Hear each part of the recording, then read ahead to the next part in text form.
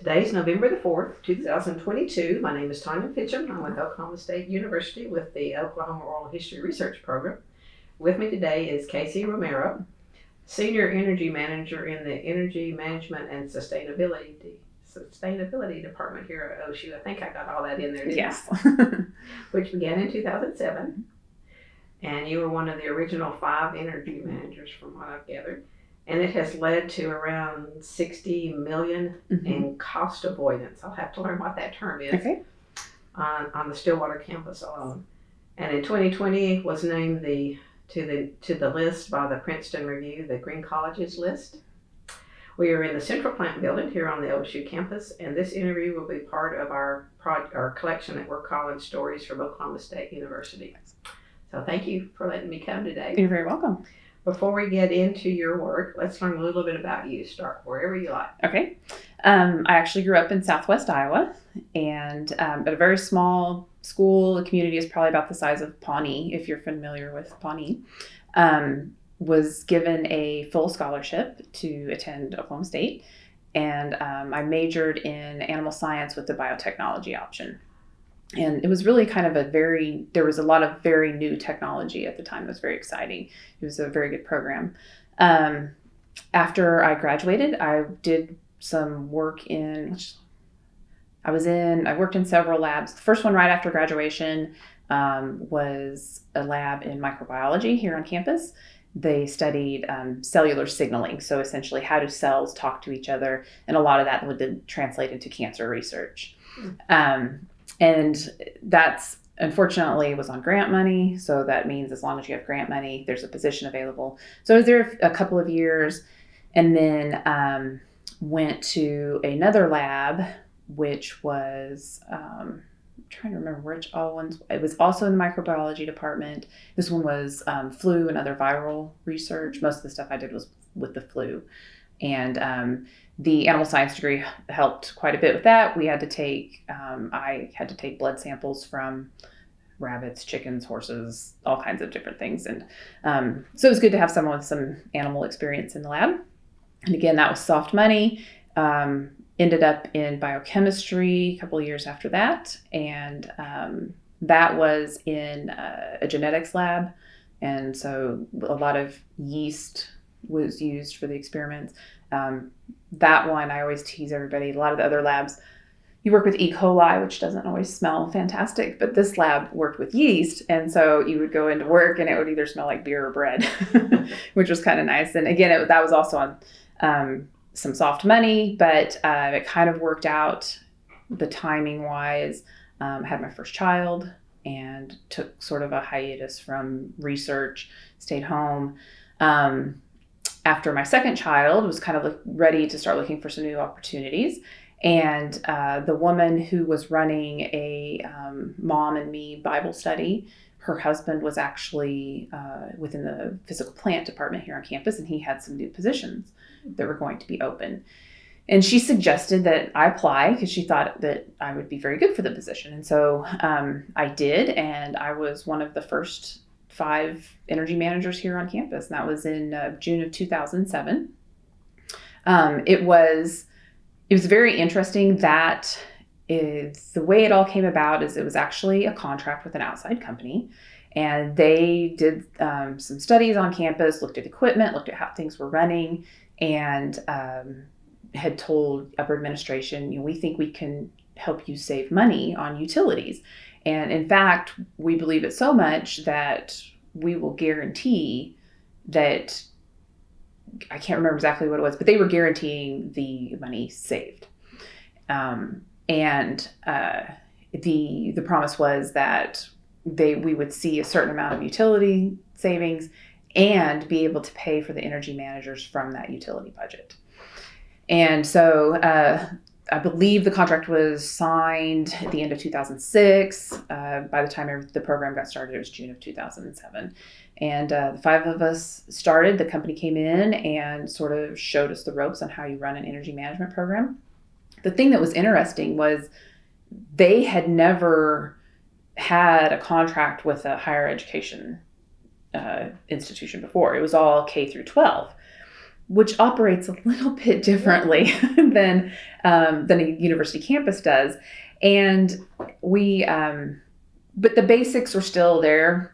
It was learning how to navigate the different entities. You have a department here, a department there. It's not like there's one single principal who tells all of these people what they're going to do.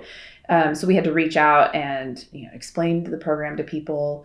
And just, it was very interesting. One of the things that was, we had a wide variety of backgrounds from all of the energy managers. And one thing that I felt helped me, I was working in some Res Life buildings at the time. I had a lot of the research buildings as well that I was managing. And I would go in and explain the program to them, and they would be like, "Oh, she's one of us," because I was an RA when I attended school here as well, over in Bennett. Oh, okay. And so, like I said, you talk to Res Life, and it's like, "Oh, she understands us; she's one of us." Or I'd go talk to the researchers. "Oh, she understands us; she's one of us." Or talk to the ag folks. "Oh, she understands; she's one of us." And so that was really, I thought that was really something unique that I could offer, because I did have sort of this varied background. And like I said, we all did in different ways. So I think everybody kind of touched on that some. We had one energy manager had been in facilities management for quite a while. He had he had managed custodial, truck services. So he really understood sort of who you talk to get things done. Like, who's the admin in this building that will help you get things done, and so he had all those contacts with his experience.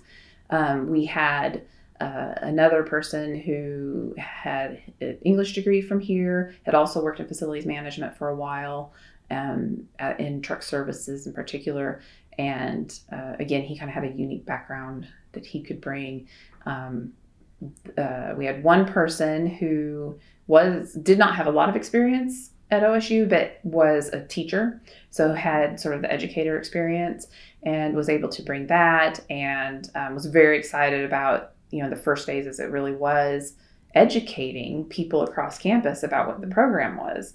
And so she brought that strength. And then our fifth energy manager that we had, she'd been to school on campus as well. She'd worked in West Watkins Center, knew a lot of the upper administration, at least, if not directly, had interacted a little bit with them in different ways. So we had somebody who sort of knew how to navigate some of the upper administration and the higher levels as well. So we all brought our own different strengths, and it was really good, because if I didn't know who to talk to in a certain area, or maybe how to get the message across the best way, I could reach out to one of the other energy managers and say, "Who do I need to talk to here?" Or "What's the best way to introduce this idea?"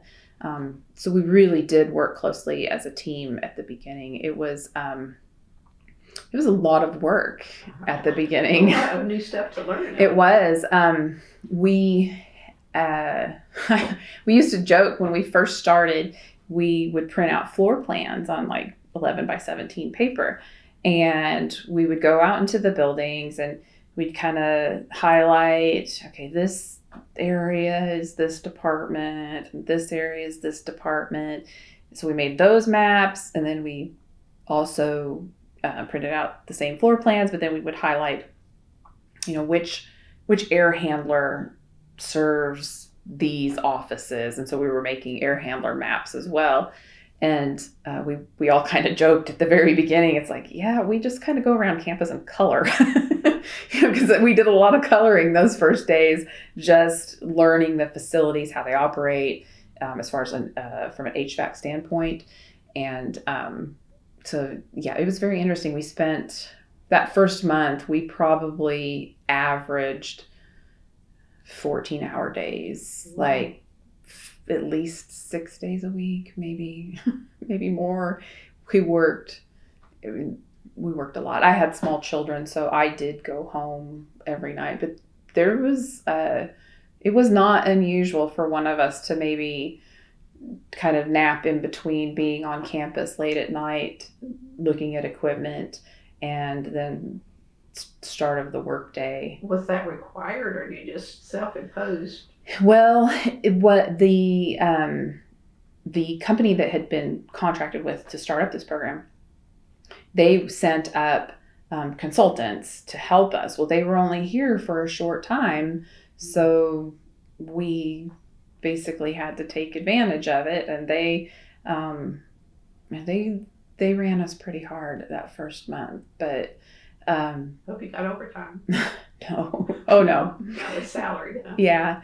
And really, I think we were all, it was exciting. It was a challenge. We wanted to succeed. We knew it was temporary, that it wasn't going to be this way all the time. But I think a little bit of it as well was we would be coming in very early, sometimes 2-3 o'clock in the morning, so that we could get in our buildings before anybody got on campus. See, because that's really when you'll hear things or notice there's fewer distractions, there's fewer people, so you just notice more.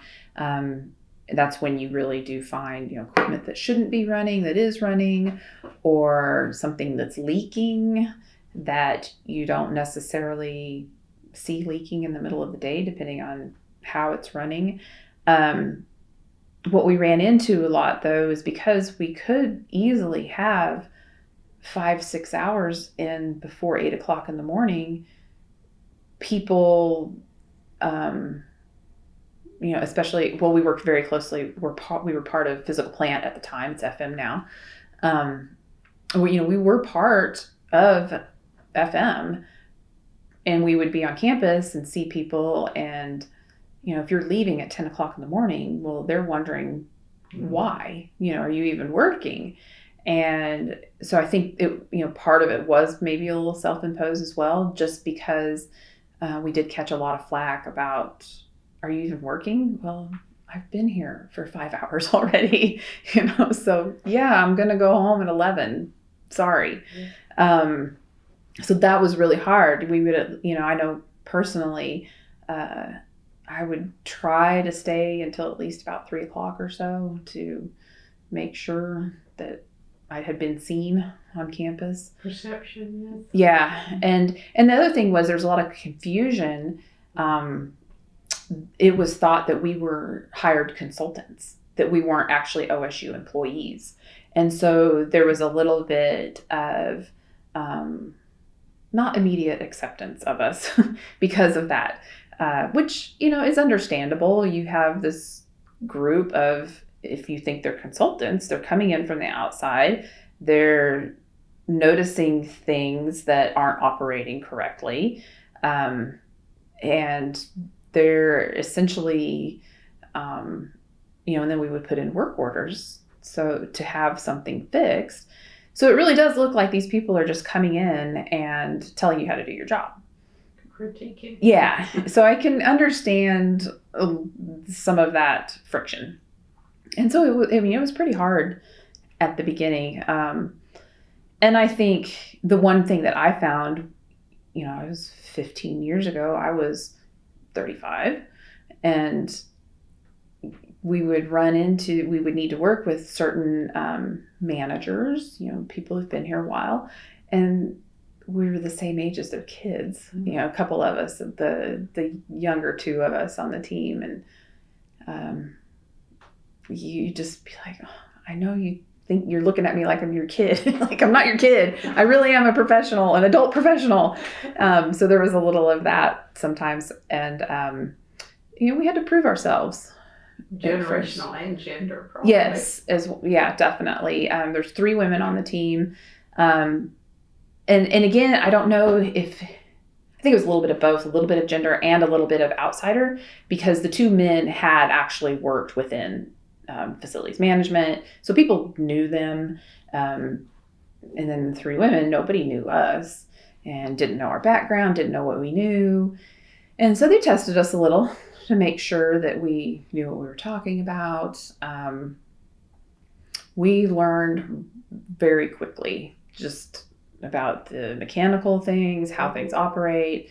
And really, unless you had been either in HVAC here on campus or in the controls group, nobody would know that equipment because you're just not exposed to it. And it's different as well. The HVAC equipment that we have on campus is not the same as what you have in your home. There are some that operate the same way, but overall, the majority of the buildings have what we call a 4-pipe system. And so there's these very large air handlers. There'll be big metal boxes. Some of them are as big as this room. And then they have heating and cooling coils in them, which if you think of what like a radiator looks like in a car, that's basically what they look like. And they have either hot water or chilled water running through them. And that's how we heat and cool the buildings. And like I said, very few people would have exposure to that type of equipment. So we had to learn really fast and really, understand it to sort of get our street cred out there with some of the facilities. And that ended up translating into, the company that OSU contracted with.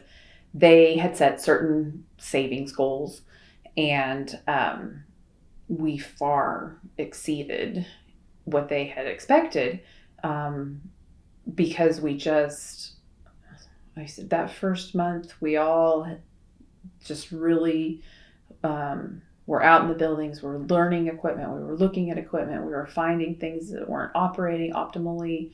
Like I said, they just did not expect us to get to it that quickly, I think. So I think within 6 months we had already hit what the annual goal was. Well, that's really good. Yeah, it definitely was. And you had mentioned as far as the term cost avoidance versus savings. We try to use cost avoidance when we publicize our numbers because people tend to think of savings. They're kind of interchangeable, but they think of savings as like, oh, well, now I have this pot of money over here that I can use. Whereas cost avoidance is more, this is money that I didn't spend. So one way that you could think of it is, let's say weekly, you drive the same amount of miles every week and it costs you $50 in gas. But you decide to tune up your vehicle and maybe put new spark plugs in, or you make sure your tires are inflated correctly. You do these things that make it operate better. And now your vehicle's running better. You're still driving the same number of miles, but you're only having to spend $45 a week on gas. So that's what that difference is. That would be that cost avoidance. I apologize. Okay, that's very strange because it should be on Do Not Disturb. Okay, sorry about that. So that's it's a very slight difference, but we do want to try to not give the impression that there is just, again, this pile of money over there. And like I said, we did sort of hit the ground running. We were much more successful in our endeavor than what was expected. Tammy Johnson and I attended a Board of Regents meeting with, we went with Rick Krishak, who would have been the director over facilities management at the time. And he wanted us to attend in case there were any questions about the new program that sort of down in the details that he may not be aware of. And we were there, and Dr. Bosserman, who was the VP of finance at the admin and finance at the time, he got up, spoke a little bit about the program, and he said that this program has been so successful that this year he would not have to request an increase for the utility budget that he typically had to do each year as we add new buildings or if the rate change or things like that. And so we had no idea that he was going to say that. But it was very exciting because you could actually, all of our efforts were then translated into something that people could understand. Oh, wow, we're saving taxpayer dollars here because they're not requesting a larger budget. And that, I think, was a couple of years where there was not a requested increase. We did have some very large buildings come on at the time. Henry Bellman was very new. I'm trying to think of what other ones. West End Zone came on, but that was a little bit different. That would have been through athletics. There should be another building, but I can't think of what it was. That when HES, that wing was. That would have been a little bit later, I think. But like I said, I remember at the time Henry Bellman was just getting up and running. Yeah, so Innovation and Student Union was in there somewhere. Yes, exactly. So that was a really tangible win for all of us to hear that wow, this really does translate into a difference. So, and the thing that's a lot of the savings come from the HVAC equipment scheduling. There were some spaces on campus that didn't have any kind of a time of day schedule, so we would put a time of day schedule on there. It doesn't make sense to run an auditorium all night long when there's no classes in there. There's other things, that we go out into the buildings, we do what we call building audits. Again, we try to do those when people aren't around because you can hear things, see different things. And there's a lot of times there's equipment that during the day when it's running, pumps especially, that you don't know that they're leaking. You can't really see them leaking. But then at night when things are shut down and pressure kind of builds up, then you'll find a leak. So there's lots of things like that where kind of behind the scenes things. And that's where the majority of the savings comes. The other thing that was sort of a challenge was, getting lights and office equipment off at night. Mm-hmm. And there's not nearly as much savings there as with the HVAC equipment, but it is one of the few very visible things. So if you were to drive past campus or walk across campus and you see all of these lights on and things like that at night, well, that doesn't give the message of energy conservation as being a priority on campus. And so we tried to, we would do building audits at night, just walk through the buildings, see, if office lights are left on, if computers are left on. We did have what we call little audit cards that we would leave and, kind of check like, hey, these things were left on, please in the future. Yeah, I'm sure you did. But again, that was trying to build that culture. And we would get some pushback every once in a while. Be like, oh, me leaving my computer monitor on, that's probably only a quarter a night. Okay, yeah, it probably is. That times 200 or 300. Right. Well, and I think we figured out at one point, just kind of a guesstimate really, that there's probably 10,000 different computers on campus. Because you have computer labs, you have offices, everybody has a computer anymore in their office. Most people have 2 screens as well. And so, it just adds up. And our thought was we didn't want to leave easy money on the table. And we did want to promote a culture of conservation.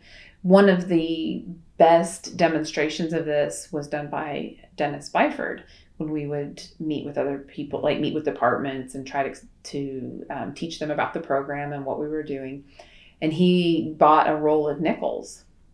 And he would give a nickel out to everybody as they would come in to sit, Okay, he'd be like, hold on to your nickel. And so we would, talk about what the program was and what we were trying to accomplish. And when he would speak, he would say, okay, so, who's all got their nickel still? Hold up your nickel. And so they would all have their nickel. And he's like, and so then he would walk around and he would start taking the nickels back. And he said, it only cost you this nickel, but look how much I have in my hand now. And again, that was sort of a tangible visualization of, wow, every little bit does add up. Mm-hmm. And like I said, if you figure there's 10,000 electronic items on campus, maybe more. I have no idea exactly what the number would be. But if each one of them is being left on overnight, every night, that does add up. And it's just easy money that we could save. So, so like I said, there was a lot of education at the beginning. One of my lines that I used quite a bit was, because people were worried, there had been a policy on the books from, I believe, 1978. And it was pretty draconian. It was, office spaces are going to be at 78 degrees. And this would have been Carter era, I believe, and that's kind of where it all came from. And concern about conserving energy and saving. And so I think that's when it came about. And because it's like 78 in the summer for spaces, and I think 68 in the winter time. I was like, I could handle 78, but I would be frozen at 68. And I know other people were just the opposite. And that's what people thought we were going to be doing. Like, we're just going to change your set points and you're just going to have to tough it out. Too bad. And that was not what the program was about. And when I would kind of explain what we're trying to do and the things I'm going to be looking for, and, auditing spaces at night, we'll let you know what lights and computers and things are being left on, just to make you aware. And I would say, if I'm doing my job well, you'll never know I'm doing my job. Because, again, most everything was optimizing equipment or,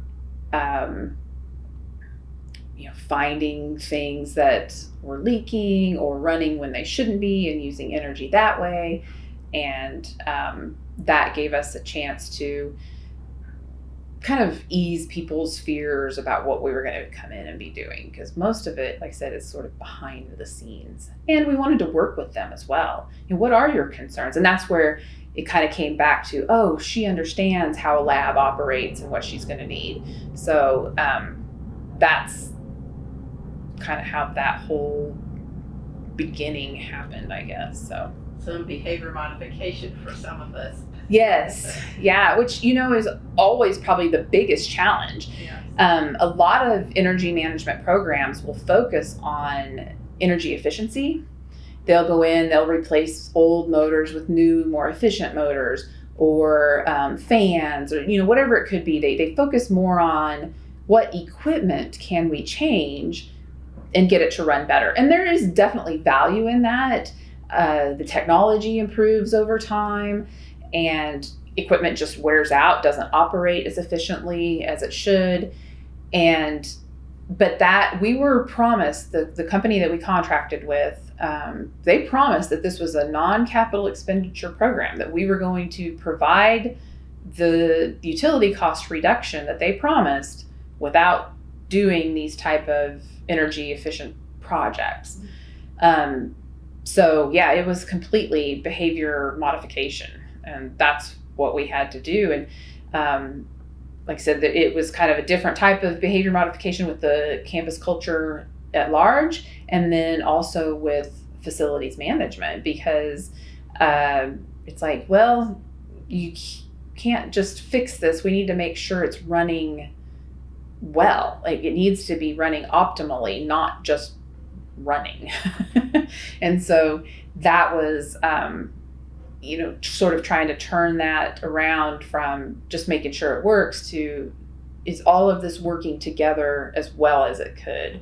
And that was a really big that's a big change in thinking for a lot of people. And some sort of saw that big picture sooner than others. And most of the interactions that we had with FM were more with the HVAC people, and then what was called the building systems group at the time. They do all of the automation, the controls automation for the HVAC equipment. And that was a challenge, because that was really where we got a lot of that pushback about here's 5 people who just come in, and now they're looking at everything that we've done and picking it apart. And I'm sure it felt like we were just looking over their shoulder, critiquing everything that they were doing, which really was not the case, but I could see how it could feel that way. And we tried to, at least I tried to tell them, you have 5 people on campus now whose only job is to go out and find equipment that's not running quite the way it should. And we're required to do it outside of normal operating hours. So we're going to find a lot of strange, unless you looked at this piece of equipment at 3 o'clock in the morning, you would never have seen that it wasn't quite doing what it should. So it wasn't so much that they weren't doing their jobs well, it's just that we happened to be observing things at a time when nobody else was. And we were looking, we have what we call a front end, it's on our building automation system. And so all of this programming and these controls that they have out there, all of that data we can see on a computer screen, and it kind of has a diagram on there. We can see if a fan's running, what's the temperature of the air going out. There's several different points on there, and they manage it. They use it, and again, I think they thought it probably did feel like we were just picking their work apart. But the fact of the matter was, again, here's 5 people whose only job is to look for stuff that's not working quite right. They have other stuff that they have to deal with all day long. It's Automation Systems Group now. At the time they were Building Systems Group. They're the ones who, if your office space is too hot or too cold, they're the ones that have to go out and see what's happening and then fix it. So they had plenty of work to do rather than to just sit in front of a computer screen and see if things weren't working as well as they could. And a lot of times, one of the things that we found a lot, that there would never be any way to find it unless you were specifically looking for it. And I'd mentioned the air handlers that have the 2 coils in them. One of them is a cooling coil, one of them is a heating coil. There's valves on those coils that determine how much of the hot water or cold water can go through, and they up and down depending on what's needed. So what we found a lot of is sometimes the valves just get old and they won't quite close all the way down. So you might have hot water still running just a little bit through this coil. Well, the cold water coil will make up for that, and it will put out the correct temperature of water or of air that we need, and everybody's comfortable. No one would ever know that it wasn't working quite right unless you were looking at that computer screen and saw that, wait a minute, it says it's telling this valve to be completely closed, but there's still warm air here. So there is still hot water getting through that coil to make that air warmer. They don't have the time to sit and look at that. But that's a lot of energy because, again, it's going to warm up the air a little bit, and it's going to have to be cooled back down. So you're using more of that chilled water than you would need to. But everybody's comfortable because it would just open that cold water valve a little bit more to let more cold water through to make up for that hot air you've got. And like I said, everybody would always be comfortable. There would be no reason to go find that unless you have 5 people whose whole job is to look for things that aren't working quite right. And a lot of times we found those. The other thing that we brought to campus that hadn't been on campus before was we evaluated the utility bills. We had a computer program that was part of the contract. It was the program that the company had used, and it was called ECAP, Energy Cap, but ECAP for short. We put all of our bills in there, and Tammy Johnson and I actually input by hand all of the bills for nearly 1,000 meters. That was a lot of man hours doing that. There was really no way to upload it at the time because nothing was in a format to easily convert to upload. And so we're a little protective of our database because we put in bills from July of 2003 up to current, which would have been June of 2007 counting. So essentially 4 years of bills, I guess 3 years of bills. And for, like I said, I think there was about 1,000 meters. It was a lot of work. But what that program brought was it created trend lines. So you could see how much chilled water, steam, water each building would use. And it also did a little bit of regression against weather. So it would analyze and say, okay, this is what the building we think it typically uses if the temperature is this. And so it would predict in a way what the expected usage would be. And that's how that cost avoidance is calculated. It says, okay, in the past, if it was 78 degrees outside, you would have used this much chilled water. Well, now you have an energy management program and it's 78 degrees outside and you're using this much water. That difference is that cost avoidance. And what we would then do is like, okay, wait a minute, why am I using a little more chilled water than expected? And especially, why am I using more steam than expected? And that's how we would then go look and start trying to find if we have these water valves, one of them's not quite working, we call it fighting each other, where they're not quite working how they should. And like I said, a lot of that was just found through analyzing the utility data and then looking for that, where could I use more of this utility in the building? And you just have to start going back and thinking about all of the equipment that would use it. HVAC is usually where we start, but steam, that could be, you could have a heat exchanger that's leaking. They could be using more there. You could have, like I said, you just have to start thinking about every piece of equipment that may not be operating quite right. So, and sometimes we found things, again, like maybe, the valves should kind of work in tandem. So as this one closes, this one should be opening. Well, sometimes they would kind of just both be open at a certain level. I was like, why is it doing that? And it would just be a matter of programming of the controllers that had been put in there.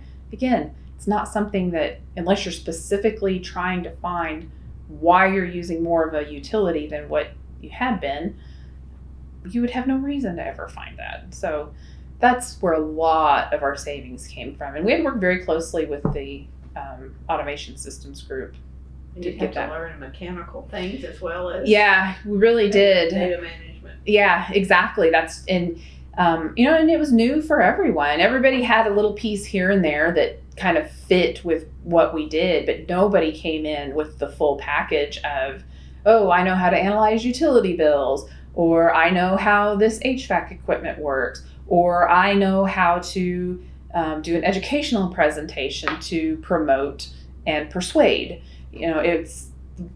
Everybody had to learn and step up and really gain new skills to be able to do the job. Well, where was your source for that? I mean, did you go to training, or was the contract folks the one that taught some of that? Yeah, the contractor, when we first started, it was Energy Ed was their name. I believe it's Synergistic now. They actually did provide like an annual training. Actually, I think it was twice a year. And so you could, as you would go into summer, there would be certain things you would need to look for. As you would go into winter, there would be other things. So they kind of tried to time their conferences that way. And so, and they did send us some engineers and other people to help us learn the equipment, how it operates, what to look for, and those kind of things. So, but it's a continual education process. Even now, if you don't have that specific type of equipment, you would never know exactly how it operates. And so, there's different kinds of heat exchangers, there's different kind of pumps, valves. The overall thermodynamics of it all doesn't change. If something's hot, something made it hot. If something's cold, something made it cold, or it exchanged its heat somewhere. So much of what we do is just heat exchange. But yeah, like nobody came with that whole knowing what to do. We all had to learn some area. And some people, it's like anything. Some of us were a little more mechanically inclined. Some of us are a little more people oriented and did really well building those relationships. I tend to be the data person. I like the numbers, the graphs. So I can kind of look at something and be like, oh, you got this going on. And that may not have been the strength. But again, that's where the 5 of us working together, I could easily, like I said, I would maybe talk to Tammy or Dennis Byford about, who do I talk to? How's the best way to take this idea up? Or Jenny, she was really strong at presentations and the teaching. So you might say, Jenny, would you review this presentation? Make sure, I've got everything I need here. I'm presenting it in a way that would be interesting and not boring. So like I said, we all brought our strengths. We would kind of bounce questions and ideas off of each other and help each other sort of learn from each other's strengths. So it's interesting how they pieced you together. Yes, it really is. And I don't know how they made the determination. And I really do think that they were looking for a variety of strengths. And they're like, oh, this person can bring, like I said, Tammy had some contacts in upper administration. Dennis had been on campus for a very long time. He knew who to talk to and how to get things done within the departments. Again, Patrick, he'd been on campus in kind of different roles. So he kind of knew a different area of campus. I had been a student, I had been a researcher, I had been a resident assistant. So I brought kind of that side of things. Jenny was an educator. She'd been in teaching high school, I think, before, but she'd been teaching for years in lots of different locales and situations. Her husband's time was military, so she had been, the experience that she brought with building new relationships, just doing that educational piece and all of that. So I really do think that the contractor helped with the hiring and recognizing what puzzle pieces you probably are going to need, and then just hoping it all works. That's a long way. I mean, you did not envision doing this type of work when you graduated with your. No, absolutely not. And it's really, it's a fairly new area. It's definitely grown. It's a lot more commonplace for companies and institutions to have, an energy manager or an energy management department. But at the time, it was pretty new. Like I said, we were the first higher education institution that was contracted with this company. And we were one of the first energy management programs in kind of the Big 12, really. We got a lot, people would like, oh, what are you doing? We've seen your savings numbers. How do we get a program like this going, at our university? So we did get a lot of people wanting to know how to build that success, because we were able to do it. And we were nationally recognized because we were kind of out there at the beginning before people really had, everybody had an energy management program. One of the advantages that we had is that we had a lot of meters across campus. It's not unusual for a university to essentially have, like, here's a few big meters that come from like OG&E, or here's a few big meters that come from ONG, your natural gas and your electric. And they wouldn't have meters in the buildings themselves. They didn't care what the buildings were using. They just needed to know how much to pay the utility companies. And so that was kind of a disadvantage for a lot of other universities. They just didn't have the metering. So you would have to invest in some metering, because you can't manage what you can't measure. Yeah. And that's really what it boils down to. But like I said, that was one advantage we had coming in. The other advantage that we had was we really did have top-down support. And, it was at the time, the actual contract was signed by, I believe Schmedley was the president at the time. But then Hargis came in and was very supportive from the beginning. He, if we were feeling like the message was kind of getting lost, or not seeing the cooperation on campus that maybe we needed, we could always send a message up to the president, say, hey, if you're needing something, we could really use some, a vocal support from you, or even I think he sent a letter or two. But again, having that top-down support, saying, this is expected here at the university. We are going to build a culture of conservation. That really, really helped. And then, because if you have the president, you're going to have the VPs on board, you're going to have the deans, the department heads. It just was, there were times where we needed that message to come down. In the very beginning, when we were first introducing the program, you did get a dean or a department head that would like, well, we're not going to do this and whatever, and you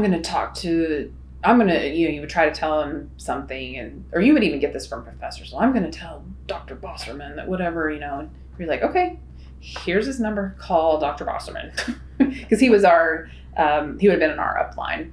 And then, all of a sudden they're like, oh, okay, so that's obviously not going to go anywhere. Dr. Bosserman is supportive of this. So,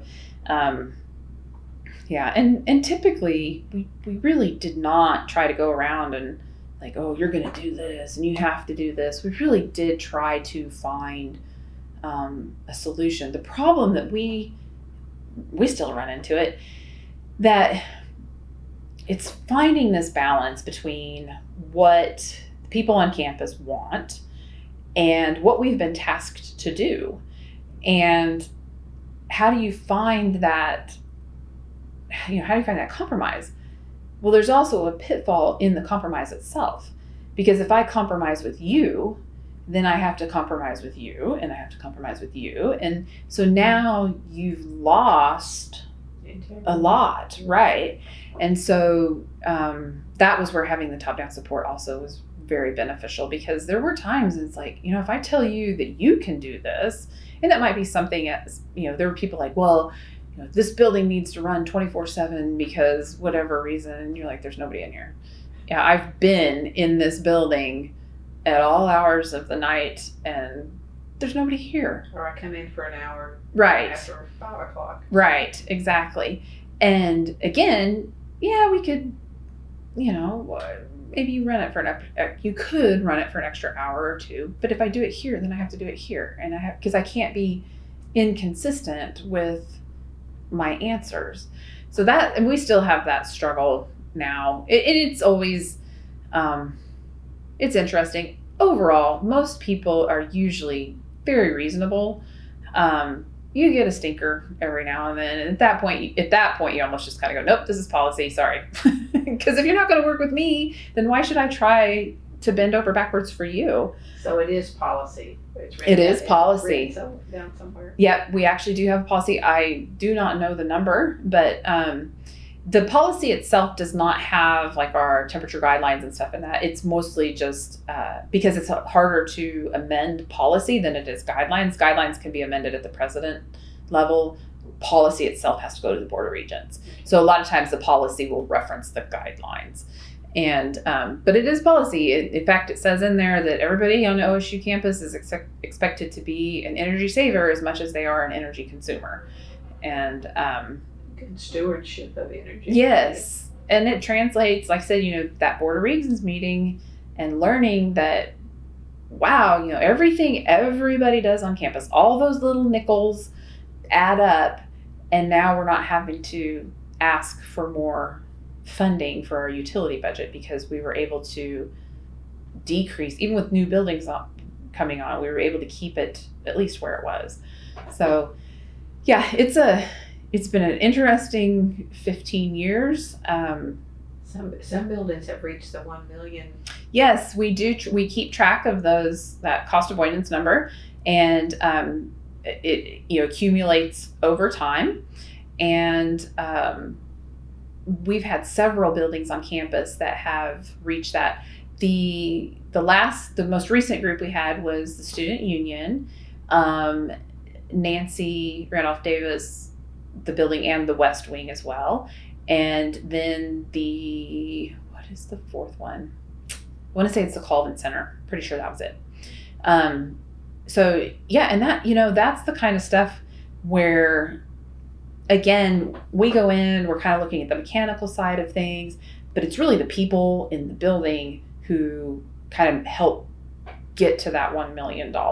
Because if if you're noticing when something's not, if your spaces are too hot or too cold and turning in work orders, well, that helps us find issues before we would probably find them in the utility data. Just again, that culture of conservation where you're turning lights off at the end of the day. Again, noticing if there's water leaks or temperature's not quite right, and putting in those work orders, making sure the building is operating as well as it can. And then also when you have, not just, it's kind of the people behind the scenes in each of the buildings as well. There's several facilities that sort of have a facilities manager, and working with them and just asking, like, for example, in the Colvin Center, there are studios that sit empty quite a bit. They have classes and things that'll come in there, but there are times where there's no one in there. They do kind of manage their own facilities. They're in charge of their own schedules, but at least we can partner with them and say, hey, I've been looking at this. Is there any reason why we couldn't shut this down for overnight? We can, and you can always start it up. If you want it at a certain temperature at a certain time, you can start it up to make sure that it gets there. So it really has been those $1 million success buildings. There's, a lot of it we have done behind the scenes with the HVAC, but it's almost like it's the people in the building that kind of get it to that next level that helps reach that $1 million. One of the first ones we had was the West Watkins Center. That was Tammy's building. She did a lot in there. Typically our buildings, when we first started, we would have about a 20% reduction in utility costs. And that building was 40% reduction. Wow. Because there was, she worked with the people in the building and said, well, could this space is a little cooler than it should be. It's outside of guidelines. Could we maybe raise the temperature 0.5 degree and see if we still have comfort with, when they would have events and things like that. And like I said, it really is being able to partner with the occupants of the building and build that culture of conservation, and where the expectation becomes, why are these lights on at night? And, just kind of shut down your office at the end of the day, computers off, lights off, and that kind of thing. So, the library would be a little bit more challenging, wouldn't it? Yeah, it is. But again, the people, the facility, the people who work in the building, John DeGeorge is one that we've worked very closely with, willing to have those conversations where it's like, could we just try this? Because the energy managers, we're like, oh, I really want to be able to do this. Well, they may not be willing to take that big of a step, but they might take a baby step and see what happens then. Oh, okay, everything's fine. Maybe we take another little baby step. And like I said, that he's been really good in working with us. It's the humidity, I guess, that needs to be managed. Yes, and that's a challenge in that building because, if you've ever been in there when we have a lovely north wind and the doors are open on the north and the south at the same time, that wind tunnel that just goes through there. All of that outside air is not conditioned. And Oklahoma has a lot of humidity. I mean, yesterday morning, I think our humidity was 93%. And it wasn't even raining outside. It was just really humid. So, like I said, there's been some challenges there. I know on the south side, they had it had been discussed about potentially sort of removing that foyer that's there because it was added. You can tell it was added at a later date. It is a beautiful entrance and it doesn't quite fit, but Bobby Horner is one of our energy managers now. He did a study. We have little data loggers. They're about that big. And we can put them in different places and they'll record the temperature, the humidity. We can also have them record if the lighting, if basically it tells if it's on or off, not specific levels. But so he put these loggers in different places over a period of a few weeks, wanted to see, different outside conditions, whether it was hot, cold, humid, and how that affected different spaces within the library itself. And he showed pretty clearly that, getting rid of those, because they actually propped those doors open at the south foyer to see what would happen if there wasn't that difference. And so you could see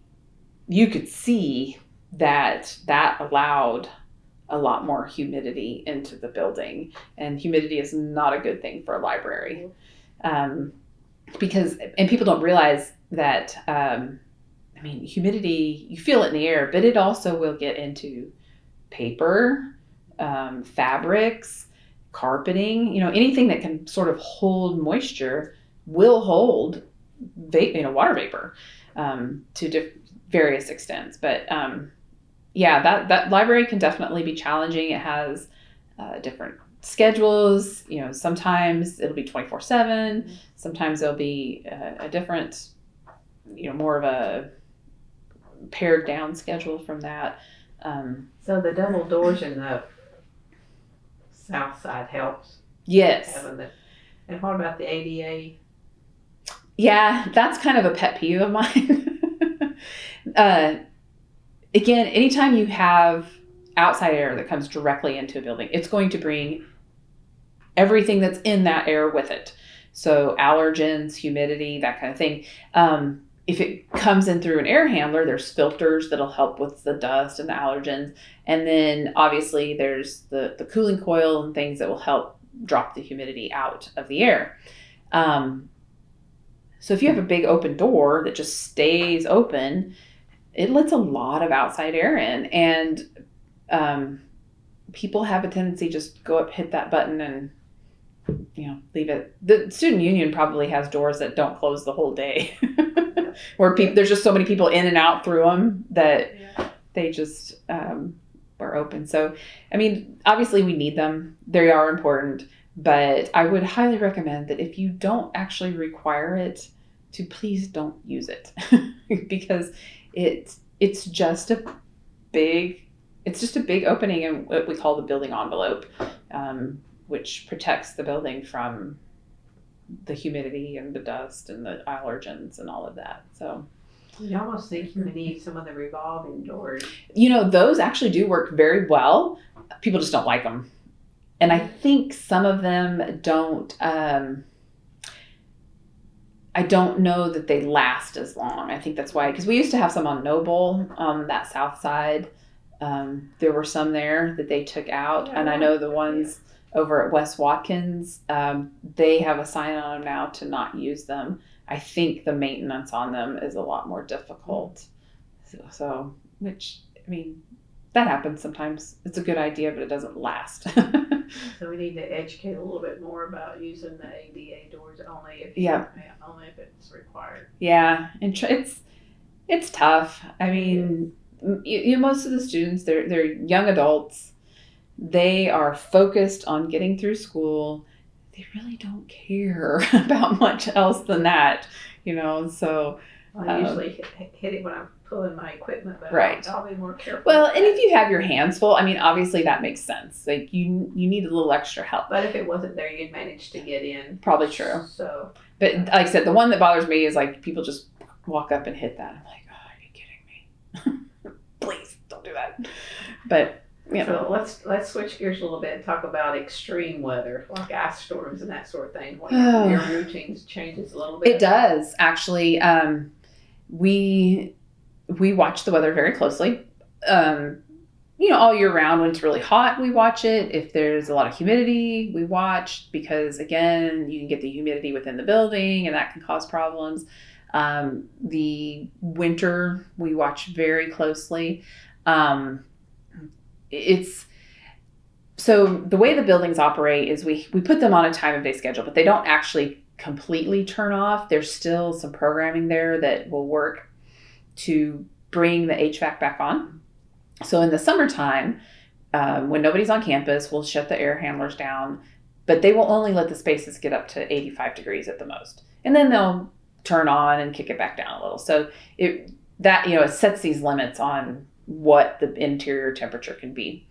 But you can save a lot of money with every degree that you can, move that set point. In the wintertime, during heating season, typically 55 degrees is the temperature that the interior temperature of the building will get to before the HVAC will come back on. And it'll warm it up a little bit. It'll go. Yeah. It usually warms it up about 3 degrees, so about 58. Most of the buildings never reach that. They never get that cold overnight. We call it coasting. We just let the temperature coast. Buildings surprisingly hold, even the older ones, hold their temperature very well. Noble was one that always surprised me because it's just glass everywhere. Mm-hmm. And it actually holds its temperature very well. It doesn't, it takes a long time for it to get too cold. But over like Thanksgiving break that's coming up or winter break, we do put a time of day schedule on there where things are off. So they're not going to be warming up in the daytime because people aren't going to be here. So we're not going to be getting up to the 72. We're just going to let them sit for as long as they can.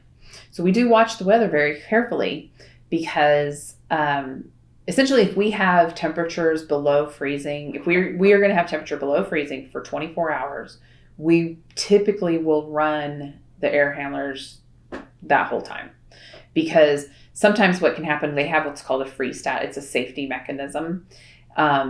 So let's say that there's dampers on the outside of the building or outside of the air handler that determine how much air can come through. If one of those were to break and it allowed cold air to come in, you could freeze those coils within it. And that's a very expensive fix. You do not want to do that. So there's what's called a freeze stat in there, and it says, oh, this is getting too cold or too cold too fast. And so it'll just shut the air handler down, turns the fan off so it's not blowing that cold air everywhere in the building, which could then freeze pipes in the building as well if you're bringing too cold of air. And then it shuts those dampers. So it's a protective mechanism. But what we found is sometimes if the air handler is off, but it's very cold outside, and if it was to reach that 55 degree threshold and try to kick on, that influx of very cold air outside will trip that freeze stat. Mm-hmm. So now we have an air handler that can't come back on when nobody's on campus and it's cold outside. And so and you never know what the conditions are as well. It could be icy. It'd be hard to get somebody to come into campus and reset that. So that's why we just protect the buildings by running them 24/7 when we're going to have a long cold spell with below freezing temperatures. The other thing we try to remember is, 55 degrees, you're like, that's way above freezing. 32 is freezing. But a lot of the pipes, water pipes and things, are in the exterior walls of the building. We call it a pipe chase. And you can have a 20 degree difference between the interior of the building and those pipe chases. And so, again, we just try to watch everything real carefully. If there's going to be extended periods of cold weather, we try to just run everything. Again, one of the jobs of the energy managers is to come in not only early morning or late at night, like I've spoken about, but on the holidays and when things are shut down. And so we come in and walk through the buildings, check on them, make sure, because even though you might see information on that front end and it's telling you that everything is okay, that's just data that's being passed. It may not be accurate. And so we want to make sure that it is accurate. So we'll come in and walk our buildings and make sure that everything is working how it should, temperatures are reasonable, that kind of thing. So winter break, for some reason, Thanksgiving break, we seem to have a lot of, all of a sudden we're going to have cold weather during that time. It's kind of usually our first really extended cold period. So we spend a lot of time out in the buildings over the holidays, again, just making sure that everything is it's a lot of square footage. I can't remember exactly how many millions of square feet it is. It doesn't seem like 5's enough when you have to do that. Yeah, it's tough. Now, again, some spaces have, athletics kind of has a facilities group that kind of helps with that. That med does as well. So we do partner with them and so that helps with not having to be through a lot of square footage. But like residential life, that's tough because, sometimes you can't get into the spaces because that's where people live. There's a lot of education that has to happen in res life as well. And it's tough. So it seems like the ice storm, because they had water pipe. Yeah. Yeah. I know sometimes that, again, it's kind of an education piece that we can hopefully get them to understand how the best way to set your room before you leave, because there are times where people will just turn off their unit in their room. That's not so good. I appreciate you trying to save some energy, but like set it down to 60 degrees or something like that. Or even 60, if you don't want to turn it clear down to 60 degrees, 65. At least, again, every degree that you can change, lower during the winter or raise during the summer is going to save quite a bit of money. But it's been years and years, but there was one unit in one of the villages that they had turned off their unit, and it also happened to be on the northwest corner, which gets all the cold wind, and so it had a lot more exposure to the elements, and they did have some pipes bust there. So it's tough. Sometimes people just don't know. They're trying to do their best, but like I said, they were going to be gone for the holidays, so they just turned it off. Well, unfortunately, that's not always the best choice. We get the emails that say, right, do so. Just a reminder to consider doing this. Right. Yeah, we usually send those out. Like the one will be going out for Thanksgiving here soon, and it'll say, temperatures may be cooler than expected if you come back on campus, because again, we're going to have the air handlers off, and they can coast all the way down to 55 degrees before they'll come back on. Typically they don't. The spaces don't get that cold. They'd have to sit for a long time with it being about 40 degrees outside. But it's not going to kick on. It could easily be 65 or 68 degrees in the building. So if you're going to come in and work, for me, that would be very chilly. Some people would think it was comfortable, but we do try to put that out there as this is the expectation. Well, what's the set point? You mentioned you can say what set point is, but then what is the current? So that's part of those guidelines that have been approved by the president. So in what we call cooling season, which is when you would want to use your air conditioning in summertime, cool yourself. The guidelines state from 74 to 78. So we try to keep the spaces at about 74. Sometimes we will maybe, like if there's common spaces like a hallway, lots of people in and out, we might set that up to 78, because 78 feels very good in the summertime if it's 100 degrees outside. Yes. So you come into 78 degrees and we can save some there, not cooling it all the way to 74. And then when you would get into an office space or a classroom, the temperature in there would be 74. And depending on everything runs in general the same way, but there's always kind of some uniqueness to it. But we try to make sure that it doesn't get above 74. Some spaces will go all the way down to 72 to cool, and then it's just how they operate. But again, we're shooting for 74. And then during heating season, the range is actually 68 degrees to 72, and we try to keep everything at 72. But we'll kind of play the same tricks in the hallways again. If you're outside and it's 40 degrees and you come in at 68 degrees, well, that's going to feel good. And then you go into an office or classroom and it's at 72, and it's going to be it's going to be comfortable. And that was one thing too. A lot of people were very concerned, especially the 74 in the summertime. Oh, that's just too hot. That's just too hot. And there's part of me that's like, if you were outside on a 74 degree day with 55% humidity, you would think it was beautiful. We're a little cool. Yeah, and that is that's the conditions that we're providing. The humidity plays a huge part in comfort.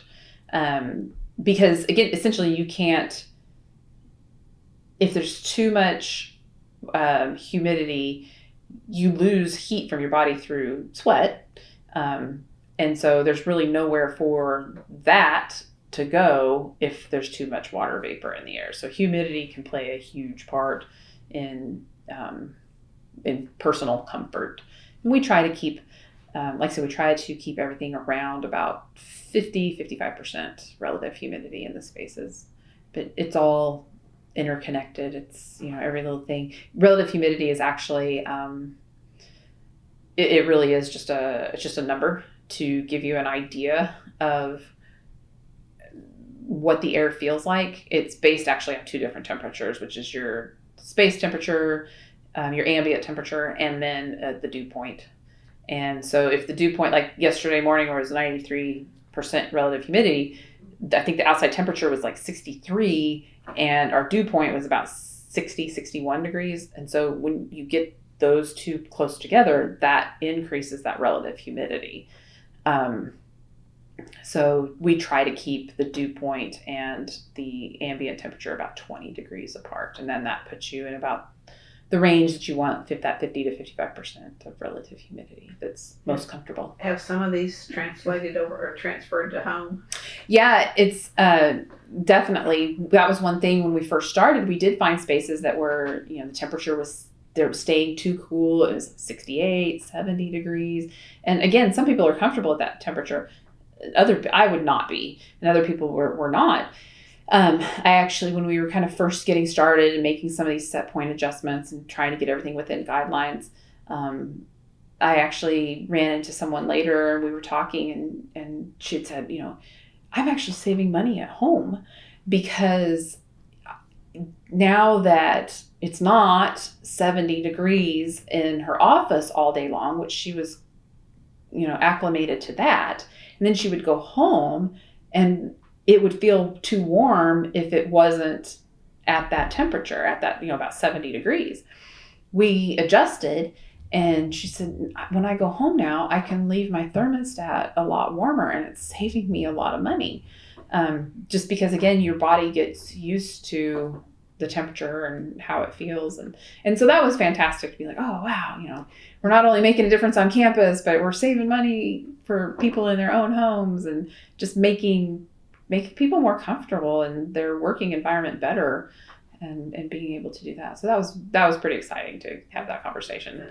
An extra reward. It really is because you don't expect it to translate off of campus that much. But yeah, like I said, to be able to make those changes and, if you're used to 70 degrees all the time, then that's what you're going to want at home too. So to make that change, have that be the new working conditions, people are still comfortable.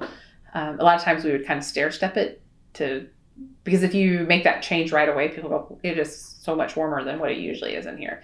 But if you would change it like maybe a degree this week and then a degree the next week, and most of the time people wouldn't even notice. So you started out as an energy manager, then you became into the supervisor? Yes. In 2014, this position was created.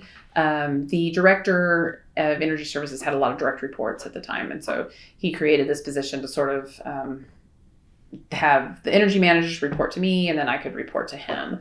And that was an interesting change as well. I don't get out in the buildings as much as I should. I'm going to try to start doing that because it's so vital to do those on-site audits and just get out in the buildings and see and smell and hear what's going on. We, at first it was really a lot. It was a heavy workload at first because, we were educating, we were getting out into the buildings, learning the buildings. We really did need 5 people. Once we got through probably about the first 2 or 3 years or so, we've learned a lot. We kind of know how to manage things better. So we were sort of on cruise control at that point. And I think, we were able to get rid of one energy manager and then divide those buildings up between the other 4 and still not overload the work for them. So, but yeah, it's been good. And then in 2018, it would actually been a little before that, July of 2017. This was in FM. Well, it's physical plant at the time. They were going through what's called Next Level. and changed our name to FM, Facilities Management. And at that time, I'd always kind of seen the building controls group as sort of part of our team. Like we were sort of offense, defense. We're all working for the same thing, but we just had different duties. And so when I moved into this position in 2014, and then we were going through next level, which would have been like 2016, 2017, I would ask the director of utilities at the time, he was my supervisor, James Rosner. I'd be like, okay, so when we do this whole rearrangement, this next level, can we bring them over? Can they be part of us? And I pretty much every time I would meet with him, I would ask, like, where's this at? Or, what's there been talk? Or is this a possibility? Can we get them over? And one time I was like, I'm going to keep asking you this. So if you don't want me to ask anymore, you need to tell me, because I'm not going to let it drop. And he's like, no, just keep asking. So it did work out where he was sort of able to navigate that and bring the building systems group over under me as well. And at that same time, he also moved the sustainability office under me. It was kind of operating parallel to us. So that, like I said, that really helped.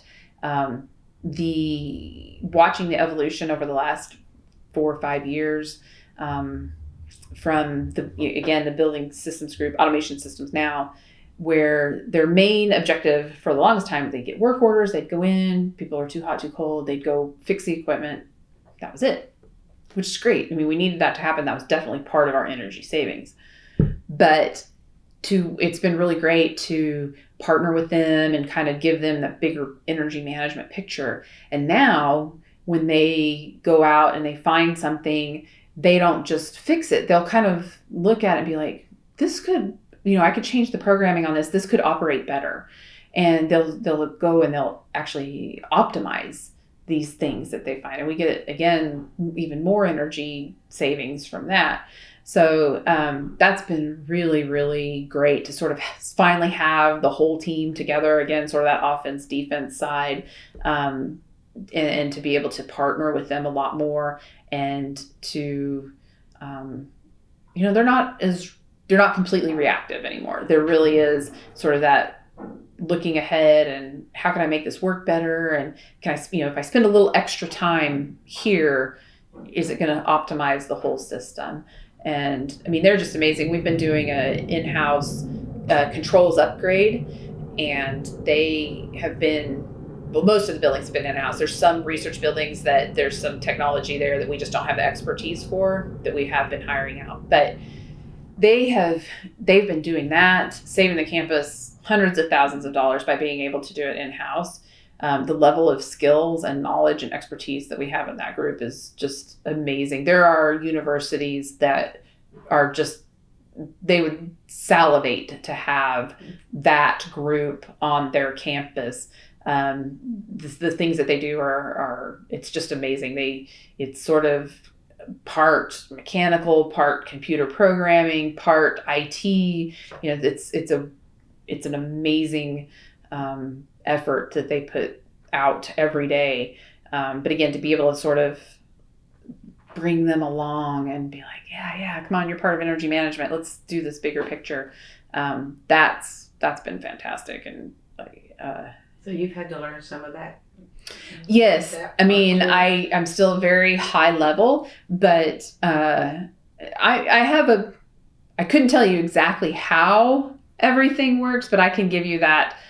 I understand that there's a controller on this that makes it work, and it has to have programming in it that talks back to this. It's a UNC, which is a universal network controller. It's essentially a tiny little computer. And then that computer talks to our servers, and then all of that ends up on our front end that we look at. And they have to put all of the programming in there. So, essentially program this controller to move that actuator that decides where that valve needs to be depending on what air temperature we need. And they do all of that. Every single building. Yeah, they do all of that. And each building is a little bit different depending on what kind of controllers are in there and things like that. So that's been amazing. And like I said, to be able to see that partnership really grow between the energy managers and them, like they'll come, energy managers, we've always done this, go to them and be like, okay, I'm seeing this. what am I missing? Could we do this? To really help us understand the mechanics of things and the programming, and because sometimes you see a possibility, but then they're like, no, this is what's really going on. And if you were to do that, it would cause this problem. You're like, oh, okay. So we can't do that. But so we've always kind of relied on them for their expertise. But now, the relationship has grown where they'll come and they'll be like, I was looking at this the other day and I was kind of wondering if maybe we could try this. And like I said, they're seeing it more from not just a mechanical operations standpoint, but from that energy management standpoint. Like I could maybe save some energy here if we just tweak this programming a little bit. And that's been great. And then of course, like I said, the sustainability office has been with us since that 2014 as well.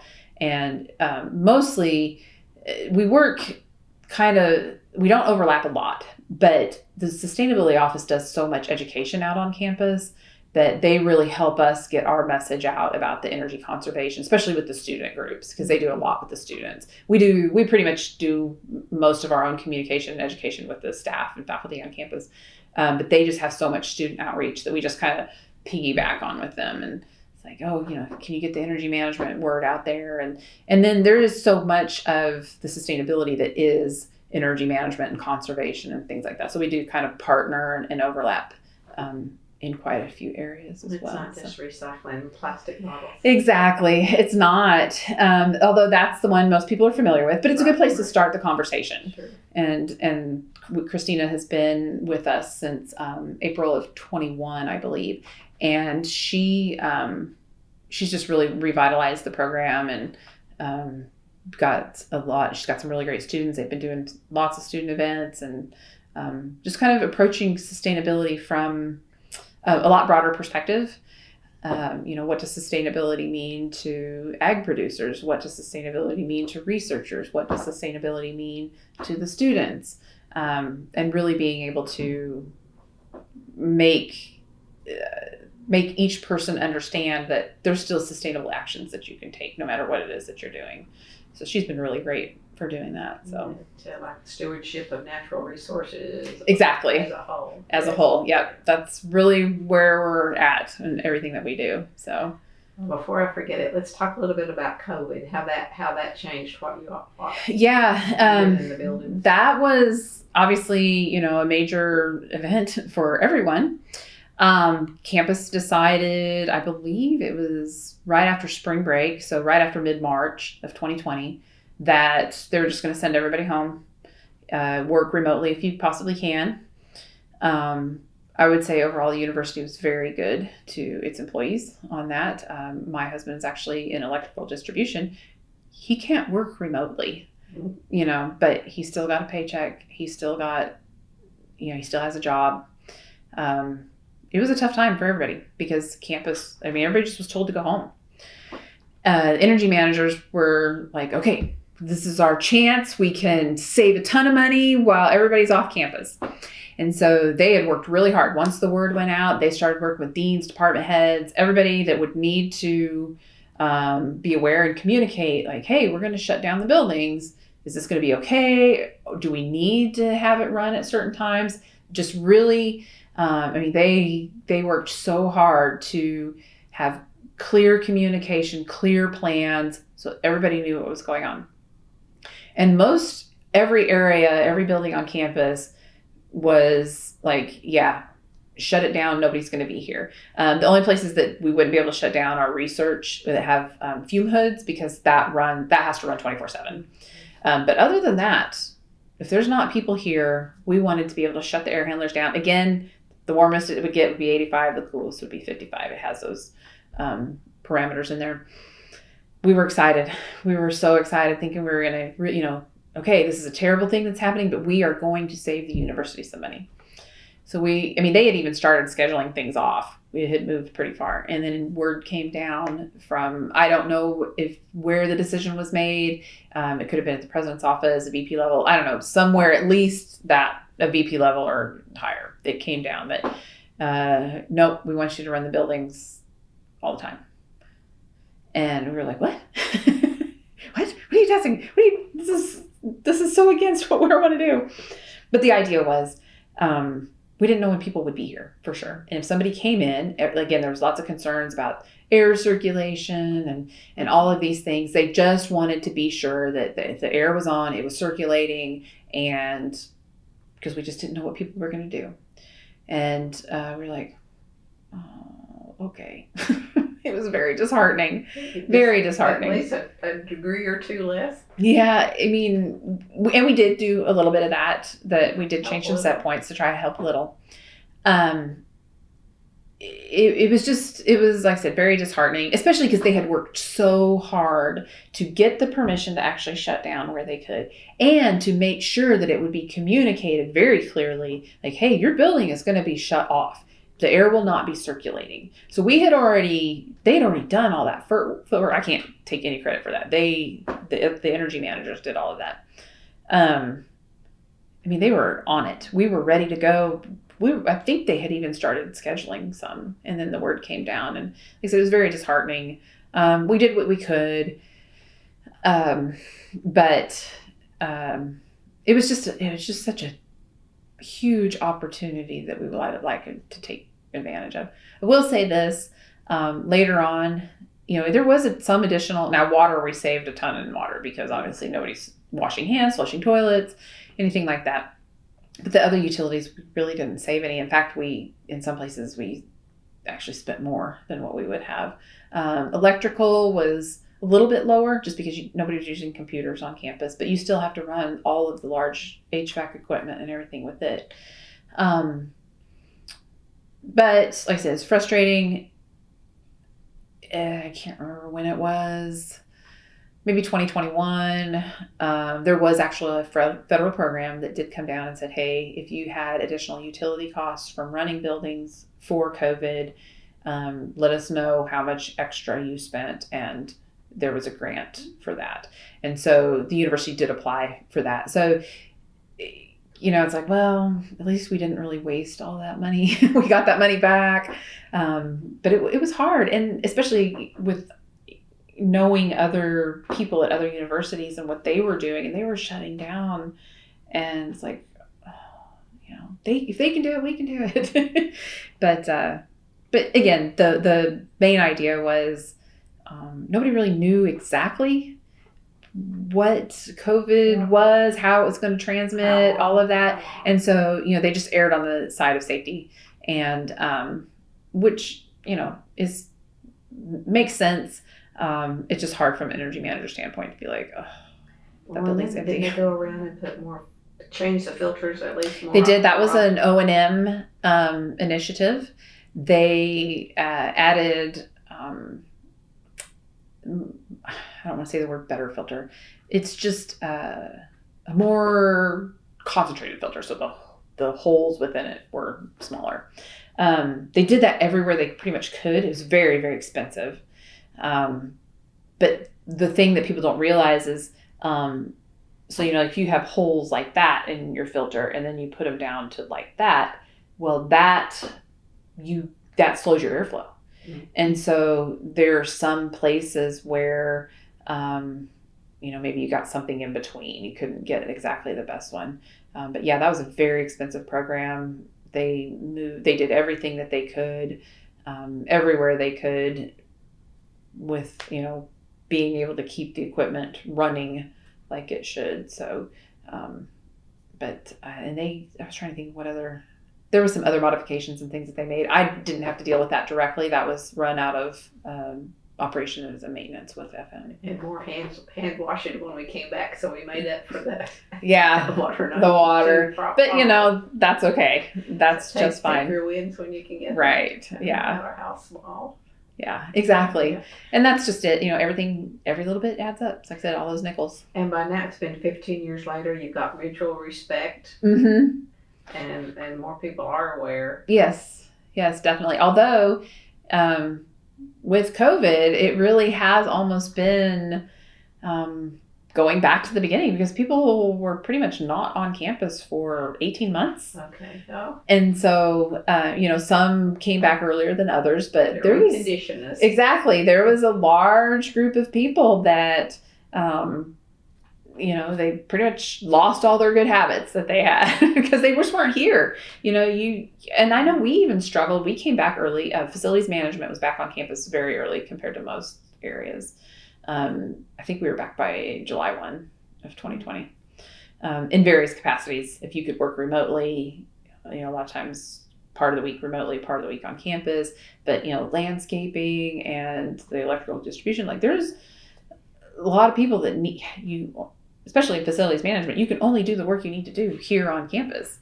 Yeah. So we were back, and it was an interesting time. So FM as a whole, we've been back, we've been at it, but there's a lot of people on campus that just didn't keep their habits over time. And there's quite a bit of turnover. I mean, obviously the student turnover, pretty much every year you have a whole large group of new people on campus. So there's education there that needs to happen. And it's surprisingly, there's quite a few, there's a lot more movement on campus than what I had expected anyway. People will maybe move from one department to another, and this building may not operate like that building, and so things may be a little bit different. Or you have professors that'll come in and then they go somewhere else, and so there's always new people on campus that we need to teach about the program, and okay, this is the expectations of the university. You are expected to try to help us conserve energy, and this is why the buildings don't run 24/7, and there's always an opportunity to educate and share the program with people. And by now, do you have to show value to the higher ups? Yeah. So, I don't even remember. We just changed our baseline that we use. So the way that cost avoidance is calculated, it says, okay, here's your baseline year. With all the way conditions are today, we expect you to use this amount of energy. Our baseline year had been 2006 since the beginning of the program. Just this year, we changed it to 2019. And so our cost avoidance numbers, we're not going to be at 20% like we've been, because we're already operating at a pretty efficient level. Mm-hmm. So that cost avoidance is going to decrease. We're trying to figure out the best way to still communicate that up.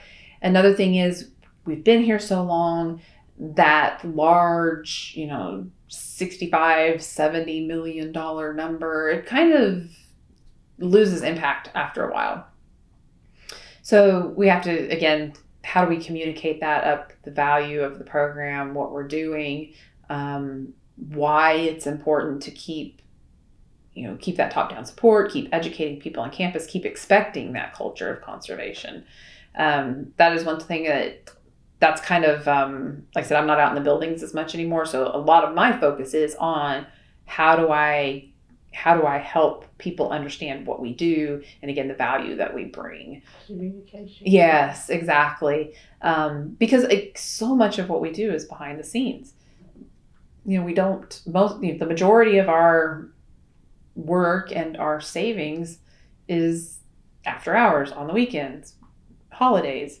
That's when we find a lot of the big savings. So, it's definitely, that's one of my personal things, is to be able to communicate up that value. You don't have to spend as much time in the mechanical room. I don't, although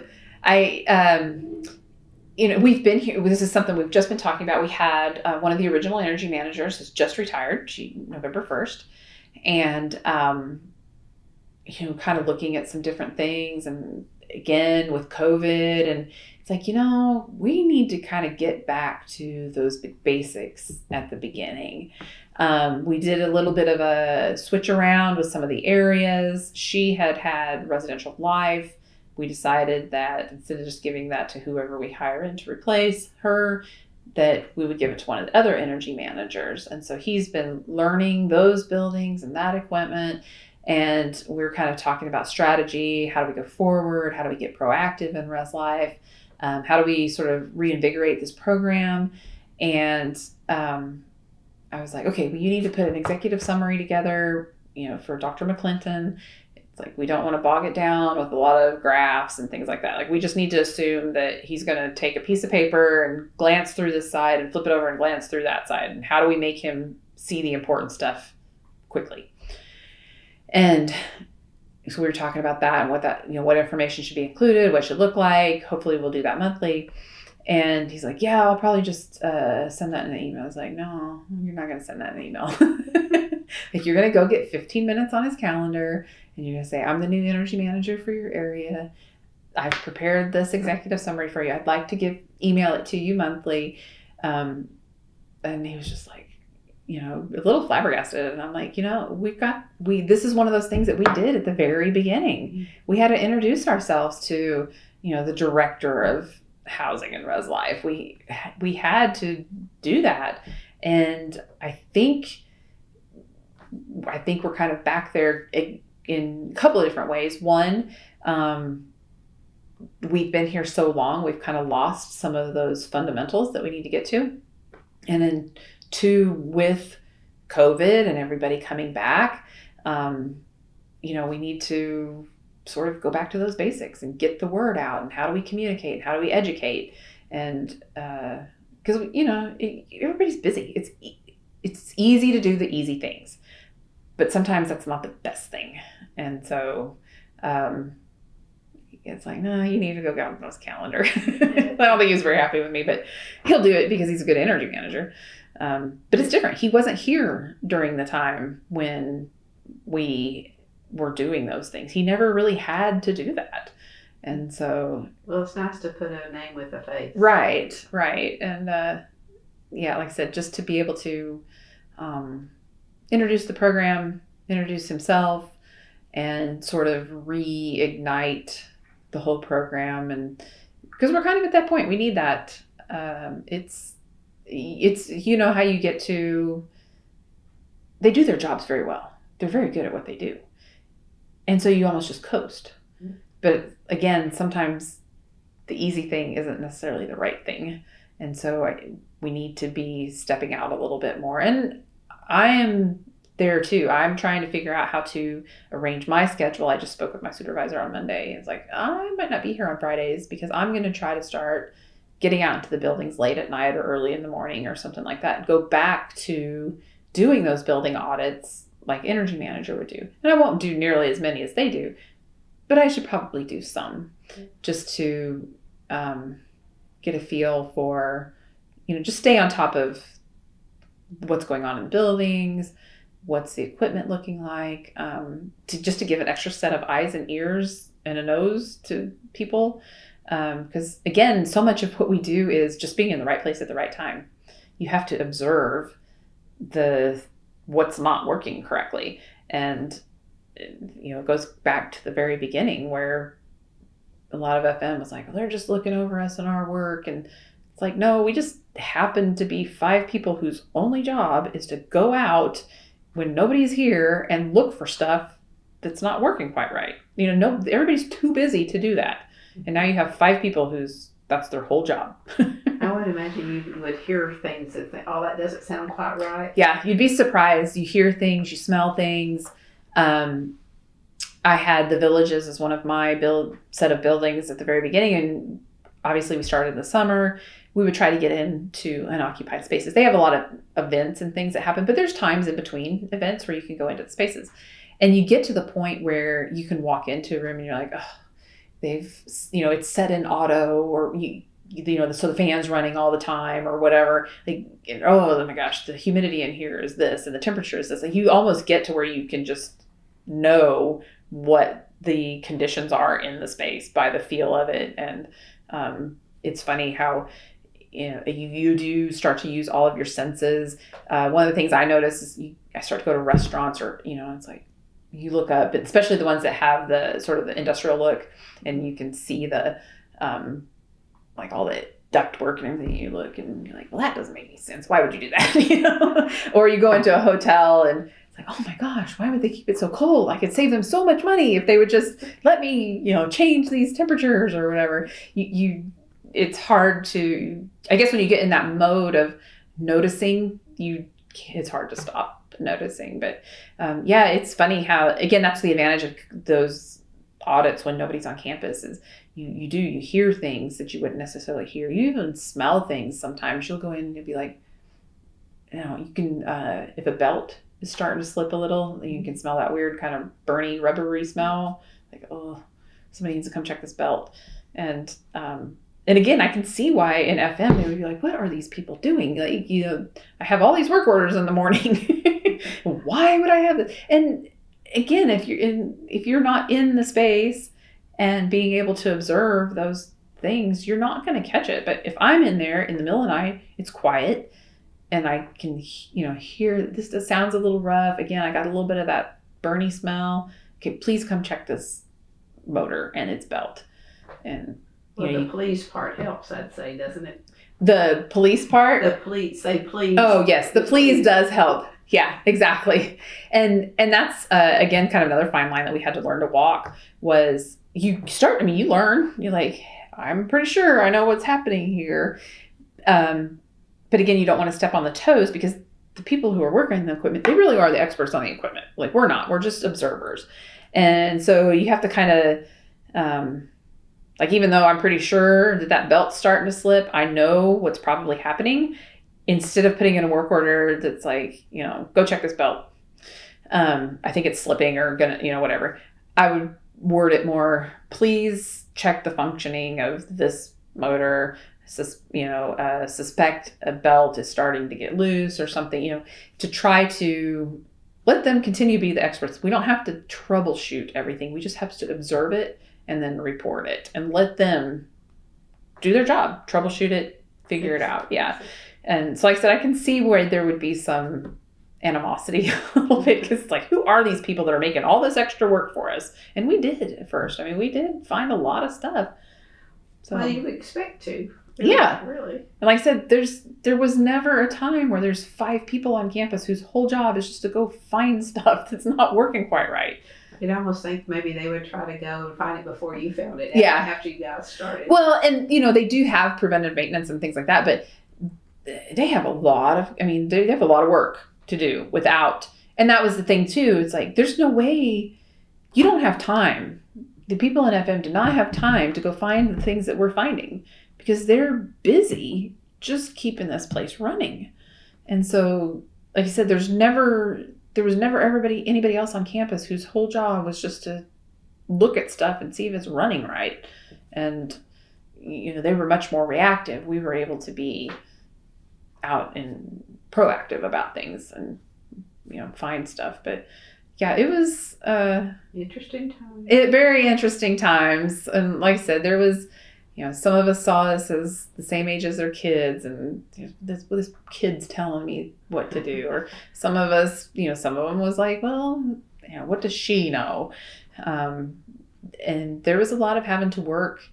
Like I said, I think there was 2 men and 3 women on the team, and I would suspect that all 3 of the women would tell you that we felt like we had to know our stuff. Like, we couldn't just come in with a general question. We had to have the data, the information, and potential solutions, or, just places like, can we look at this? Can we look at this? Can we look at this? I felt, and I would say probably the other 2 as well. I mean, I really felt like we almost had to, we really had to prove ourselves a little more than the men did. But, that's part of it sometimes. And like I said, sometimes I don't know how much of it was being a woman and how much of it was they see me and they see their kid. It's like, and it's new. Any changes. Exactly. It's always difficult. And again, there was also that perception out there that we were just consultants, and like, what do these people know? They're not a mechanic or an HVAC technician, or we didn't have any of those sort of technical bona fides. In fact, there is a professional certification that you can get through the Association of Energy Engineers, and it's called CEM, which is Certified Energy Manager. And I had the most scientific background, I think you'd say, because I did have a bachelor's of science, and so I was the first one to attempt to go take the CEM. And the reason I wanted to do it, and I think I did it in 2010, so we'd been on campus for a while. And the reason I wanted to do it because I did want to sort of add that, I don't know, official credibility to it, right? Like, look, here's a certificate. It was tough. I mean, it was very tough. It's mostly engineers that go in, energy engineers that would go and get the certification.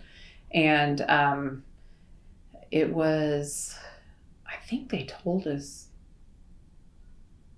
I can't remember exactly what the division was. I want to say that like half the people wouldn't pass the exam to get the certification, because you had to know a little bit of everything. You had to understand lighting and boilers and HVAC equipment. You also had to understand like return on investment and cost of the total cost across the life of the equipment and how to calculate that, and future money and present money, and so there was some of that, and then of course like all of the and chillers, and it was a lot, and there's a lot of pressure I felt on me because it was expensive. I went to Dallas for pretty much a whole week, so the university's paying for me to get this education and to hopefully get the certification. Like I said, I wanted to add that credibility to our program, so I went down and I had because I did have the science background, and I enjoy math. And so when I was going my undergrad, I often took the engineering equivalent of whatever the requirement was. So like, I had calculus and I had the chemi version of chemistry and physics and all of that, because I just knew I would be bored if I didn't. So I had a pretty good basis going in. I mean, it had been a while. I hadn't been in college since '94, but at least I had learned it at some point. So I passed on my first time, and I was so relieved because I was like, oh, they won't send anybody else to take this test if I don't pass it, because it costs $3,000 to an all day thing. Yeah, it was like I said, it was pretty much a whole week, 4 days of 4 days of education, and then Friday was the test. So you like kind of a review in the morning, and then the test was in the afternoon. It was a 4-hour test, and pressure's on. Yeah, because I was like, they'll never let anybody else go do this, and I really have to pass. And like I said, fortunately, I had enough background, and I'd been on the job for 3 years and learned so much here too. So that definitely helped. So I had sort of those fundamentals, and then to build on the experience. So yeah, and I always tell everybody, like, test taking is my superpower, like standardized testing. And so I took the test, and I know there's all these engineers in there, and I'm taking the test, and I'm maybe the second one done. And so I'm like, okay, did I miss a section? What did I do? Did I get it wrong? But I've also learned over time that it's like, nope, you just go with your first, don't second guess yourself, just walk away. And did you know that day if you passed, or did it come a month later? No, you don't at that time. Like, I think now when you take the test, right away. Yeah. This one, I think it was about 2 or 3 months before you got the results in. So I just tried not to think about it. But yeah, that was, and Tammy Johnson has, she's completed the CEM as well. The other energy managers here they just hadn't chosen to pursue it. So, but I would think other universities might be trying to woo you two away. It does happen, that's for sure. Absolutely. But no, I like Oklahoma State University. Like I said, it's been very good to me in my whole experience from being an undergraduate student until, being in this position for 15 years. And, but yeah, definitely people, every once in a while, like, oh, I got the position open, and it's like, kids are in Stillwater schools. I'm happy. So, and I do have a lot of opportunity. I really have an opportunity to be a manager, like not just necessarily a supervisor, to make sure that my team has the resources that they need, that I'm there to play the bad guy if they need me to do that, or to help them communicate stuff up the line, and just to basically, I look at my job as how can I make this the best place for them to work? How can I facilitate that? And so I do have a lot of opportunity to do that. And, that's part of that. Okay, so they do all the hard work. I need to make sure that upper administration is recognizing it. And, how do I communicate up that value? Or like I said, if there's resources that they need or training or whatever it might be, that's where I put in all my hard work, just to make their lives easier so they can do their jobs well. That sounds like they chose wisely when they hired you. Yeah, well, I hope they feel that way for sure. But it's been a interesting 15 years. I mean, I've been on top of buildings, had sub-basements too, probably. Yes, absolutely. Had scared myself, just crazy. It was one of the first, it would have been the first Christmas. It would have been one of those first cold spells that we had talked about. So wanting to make sure that the equipment comes back on like it's supposed to. And so I came onto campus to sit in Noble and make sure that the air handler was working as it should. And oh my gosh, it was probably like midnight, 1 o'clock in the morning. I was tired. And so I'm sitting in there kind of waiting for it to kick on and about half asleep, and all of a sudden, boom, I mean, I just jumped and my heart's pounding, and it's like, oh my gosh, just scared myself to death. And then the other thing is, like, at the time when I first started, Iba Hall was actually vacant other than where the residential life offices were. And, we have to go through the buildings, especially that one was one of those where we tried to do some shutdowns over the summertime, but you got to watch humidity and all of this. And so I would go in that building, and, it's all empty, and it's so creepy. And you just imagine it's, things. And you'd be by yourself. Yeah, by ourselves. Then climb up on top of Adams Market, and it's this big, huge ladder that you have to climb up, and then there's like a little hatch, and you have to open that hatch and coordinate yourself enough to get out of it. And there's times where be up on top of a roof and it's cold, and maybe it's rained and it's wet, and it's like a rubber roof, so it's kind of slick, and you're like, oh my gosh, please don't let me trip and fall, because I don't want them to come find me up here in a pile, and you just have all of these weird things. One of the times very recently where I scared myself again, Tammy was gone, and she had some personal business to take care of, but she really needed something checked out in the Alumni Center. I was like, oh, I'll go check it out. Don't worry. We were looking for some excess water use. And so we have like a little infrared camera. And what you can do with water is, like if you have a leak in a wall or up in a roof or something like that, it'll show up cooler compared to the rest of the temperatures around it. So you can take a little infrared camera and you can kind of look around. So I'm thinking, oh, okay, I'll take the infrared camera in, and, it's middle of night in Alumni Center, and I'm looking around and trying to find, okay, where's the wall? Is there anything in the walls? Anything? So I went into the bathroom and looked, because obviously there's all kinds of pipes in there, nothing in there. I come out of the bathroom and I'm still looking, and I'm like, oh, there's like a person. I'm looking at a person right in front of me on this camera. Like, you can see a person. Okay, what is this? It's like, breathe a little. And I don't know where any of the light switches are, because it's not my building. I haven't learned all that yet. I'm like, okay, so I think I knew where the light switch was in the bathroom, so I opened the door and turned that on. And it was a water fountain, but above it was like a stainless steel square. Mm-hmm.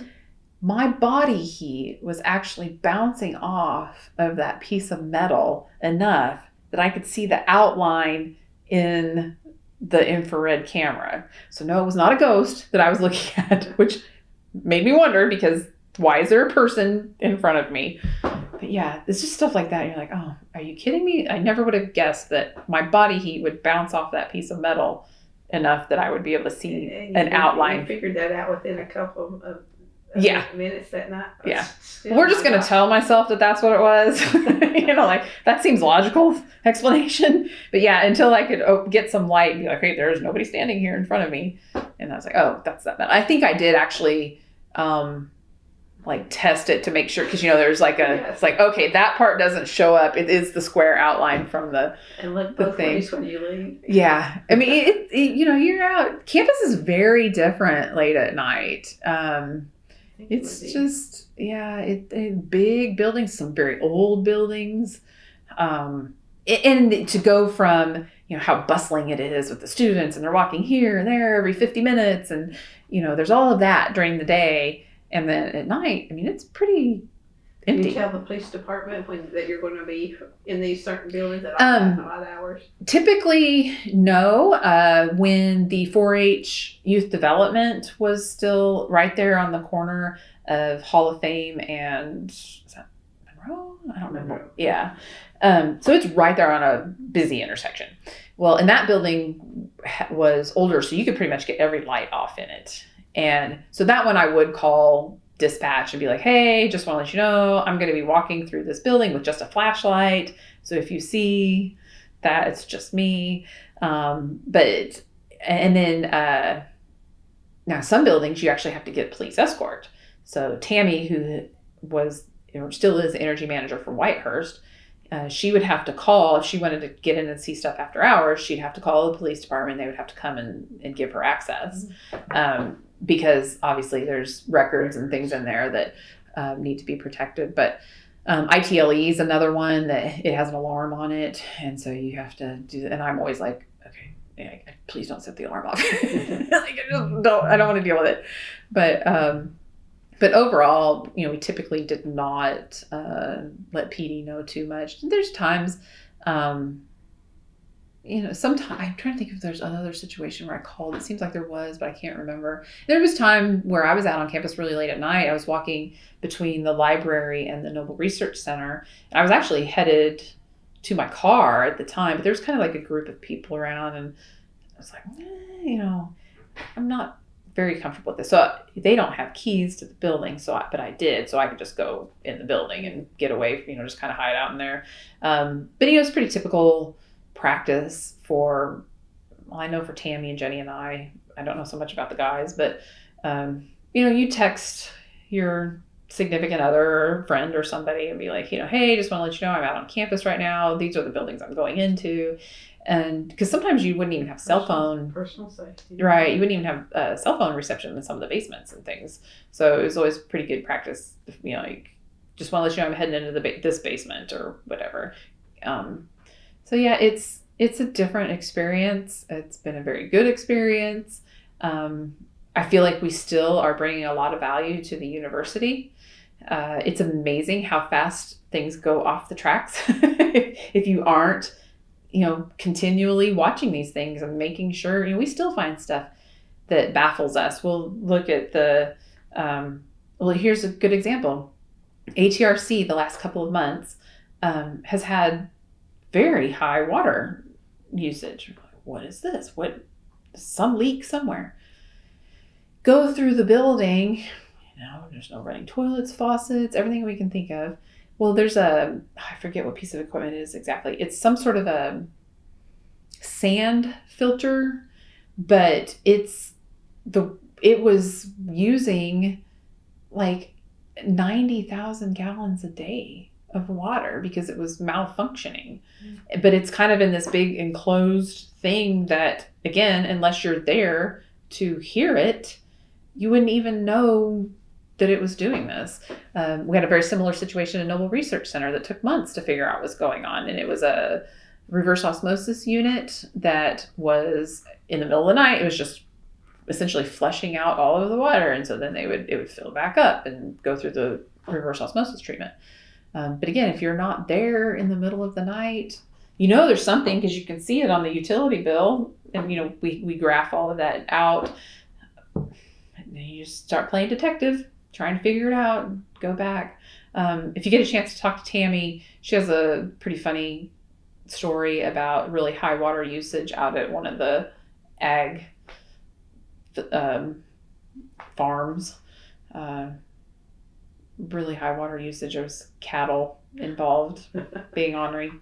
There's some weird things like that. I know Jenny, she's had the Serotonin Center, and there's sort of a like a dirt floored kind of a basement thing in there, and very creepy. Like almost expect, like Dracula or something to come out of it. And there's some parts of campus that it's like, this is just very, nobody sees this part. It's very, very different. I think the part for me that I always enjoyed was being able to get up on top of the rooftops and just, look out across campus, and just a completely different perspective. And ATRC was always a pretty good one to get up on, because you could kind of see over towards the stadium and all of that area. And then Kerr Drummond, of course, it's so tall, and you could get up there and you could see for miles on top of Kerr. So it's a unique experience that not a lot of people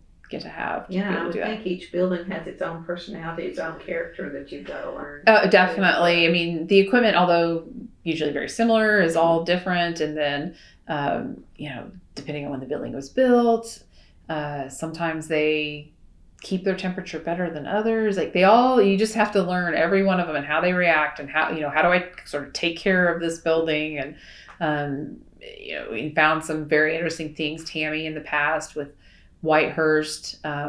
It's an older building, so when it gets really, really hot outside, it struggles a little bit to stay cool enough. And she found sometimes that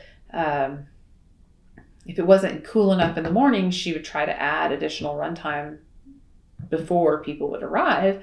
But what she found, strangely, again, this is kind of comes down to that experimental part of the job, that if she actually ran it later in the evening, for some reason, that made more of a difference in the building being able to recover the next day. So instead of having to run it 3 hours longer in the morning, she might just have to run it 1 hour longer in the evening.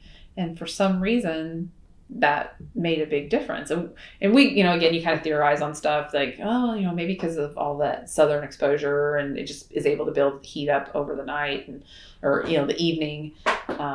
But, you just, like I say, you learn these things. Another kind of strange thing that we ran across at one point was, I don't know why we were looking at all the electrical circuits on campus. I think we were looking at demand, and to see, when do we use most of our energy, and where, because different circuits serve different buildings. And again, I don't remember what got us on this trail. We were trying to figure something out, I'm sure. And one of the weird things that we found was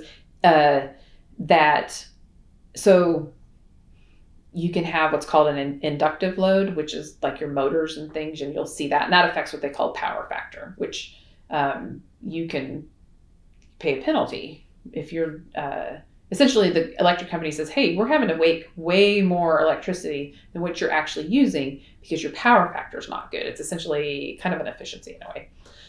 So you want to have a good power factor, and we were looking at that, and these what they call inductive loads, motors and things like that, they can actually decrease your power factor. And you fix that with you can add like a capacitor bank, and so you have a capacitive load. Well, we were looking at all these different things, and we're like, what is going on over here? This one circuit, which had a lot of Res Life buildings on it, their power factor got a lot better between about 6 o'clock and 10:30 at night. Like, why is that? Like, you get to the point where everything you do as an energy manager is, well, why did that happen? What is that? You may not even need to be looking at it, but suddenly you have the question why. And so and this is just our theory. We thought and tried to figure it out, and this, that, and the other. Well, we're like, okay, so it's Res Life. 6 o'clock, students are back. They're probably eating. They're done eating. They're hanging out in their rooms. What are they doing? Okay, they're just past being kids. They're probably playing video games. So I was like, okay, well, what does the capacitors look like in a gaming system? I was actually able to do an internet search and find like a diagram of the interior of like I think it was a PlayStation or something like that. And there's all these capacitors in it. There's, pretty good size ones. And I'm like, you figure if you have a gaming system for almost every student that's in there and they're all getting on them, that could be this capacitive load that we're looking for. Like, so we didn't have any need to prove it out, but it's a pretty good theory. Mm-hmm. And again, if something is like, who would have guessed that all of these gaming consoles could affect what OSU's energy profile looks like? It was, it's stuff like that. There's just weird things like you never would have guessed. Like, really? Would it show up like when the kids were not there for that time period, like over the weekends? Would it still be high? Yeah, we wouldn't see it as much. Okay. Yeah, and that's why we were kind of like, this is something the students are doing. Process of elimination. Right. We knew it was, like I said, you kind of figure it's a res life area. This time period is 6 to 10:30. Behavior oriented. Yes. Right. Like this is when most of them are going to be up and active, and you would see it kind of taper off at 10:30 and go on. So, most kids are probably, I shouldn't say kids, students. I say kids because they're my kids' age, but they're not, they're students, they're young adults. And, most of them are probably wrapping up their day about 10:30 at night. And so, like I said, you kind of see that start to change and then it would come back. And it was just the weirdest thing and stuff you never expect. And, again, sort of that, hidden part of OSU, I guess, that you as a student here or even staff, you just don't think about all of it, all of the piping and the wiring and all of it that's underground that just makes everything work every day. And again, the HVAC and so much. I appreciate you guys. Well, thank you. I don't have that knowledge, skill, or well, I understand where you're coming from and where you're going, but and I appreciate that. It's always good to hear nice words because, like, when we first started, it was we had some not very nice names for us out there. Energy Nazi. That was one of them. Yes. There were some others that just were worse. It was hard, you're trying to affect change but not disrupt everybody's, what they're trying to do throughout the day, whether it's education or research or just getting your job done.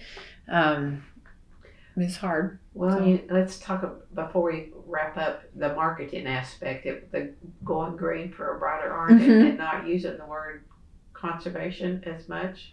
Yeah. So when the program first started, it was, our positions were actually like energy educator / something. I can't remember. Manager, I think, maybe. Energy educator manager.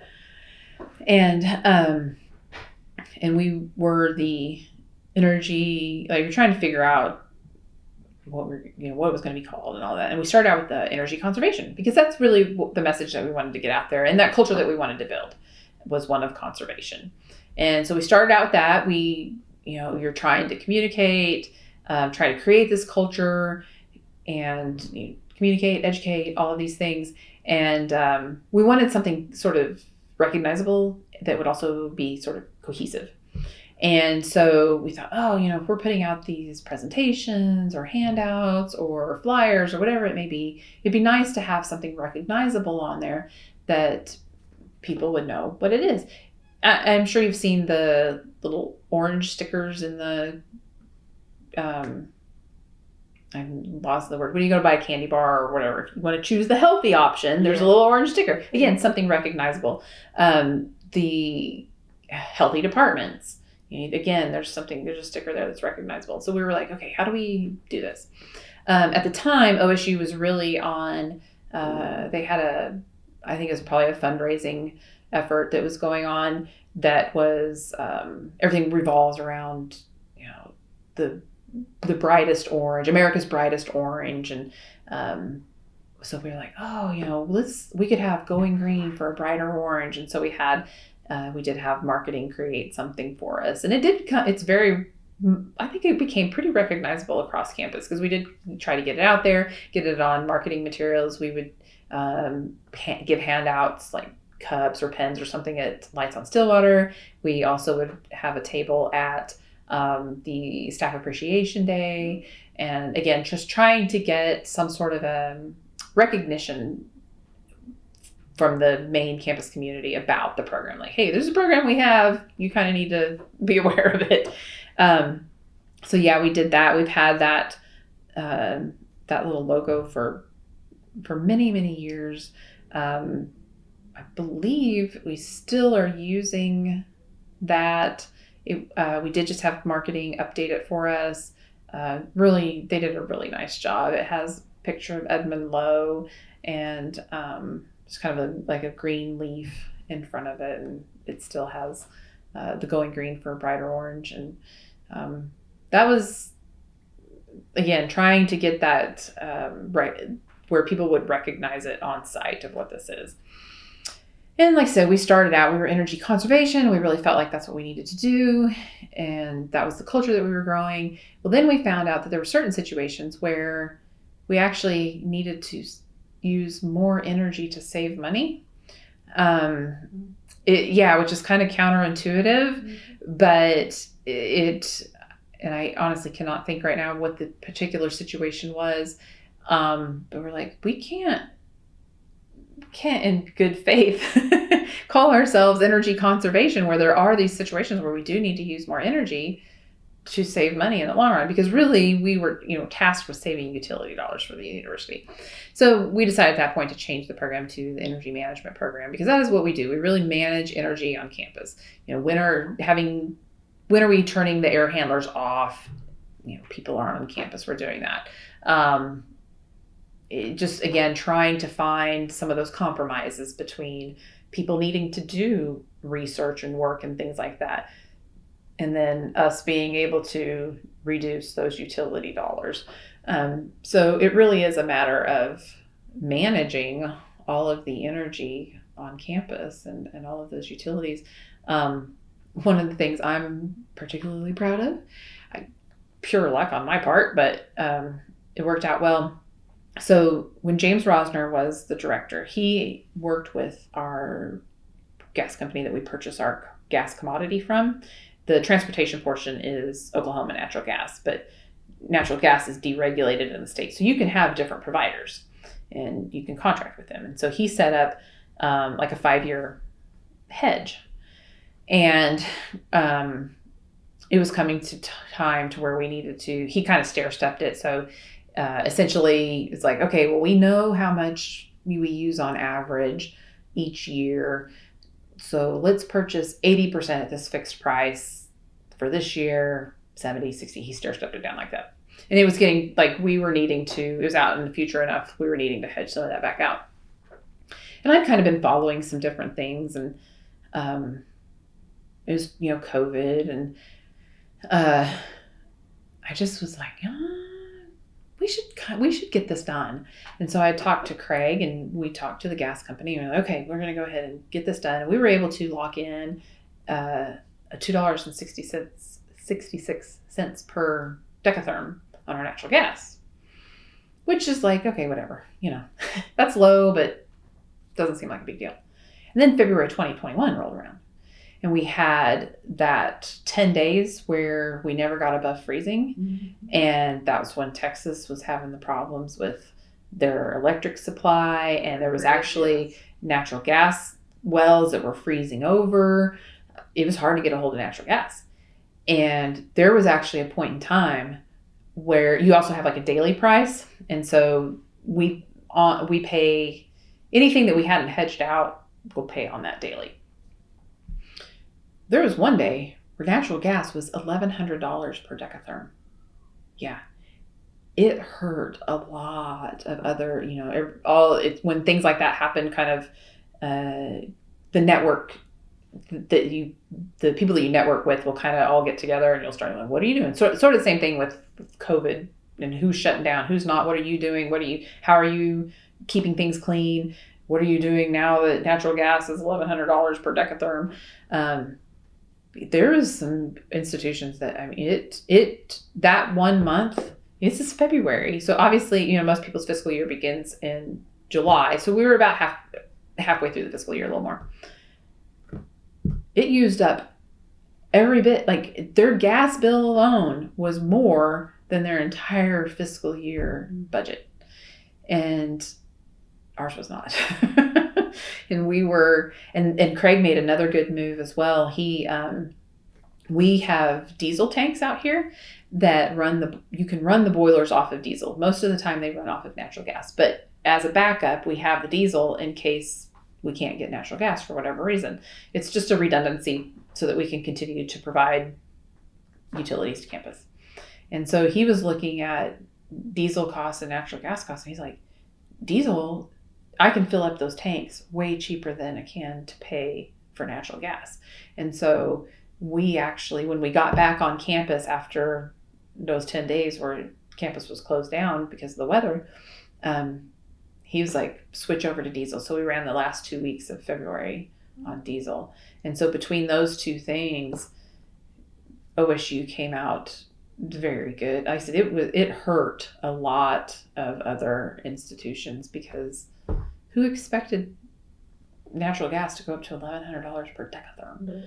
Yeah. And there was I know there was one university where they didn't hedge anything out. They were always buying on the daily. So their entire natural gas usage for that time was at that price. Mm-hmm. Yeah, it's crazy. So that's kind of another part of that energy management that we do. We try to do the best we can, again, being good stewards of the university's money, trying to get good gas prices and lock those in when we can. We just did another lock out to, 5 years. So I think 2028. But, it's hard. Sometimes one of the challenges we had was when we added wind power on campus. And, I should say we purchased wind power now. We don't actually have any on campus yet, but we had an amazing contract with OG&E on our electric rate because we're one of their largest customers by far. OSU is essentially a small town, or a small city, I guess you could say.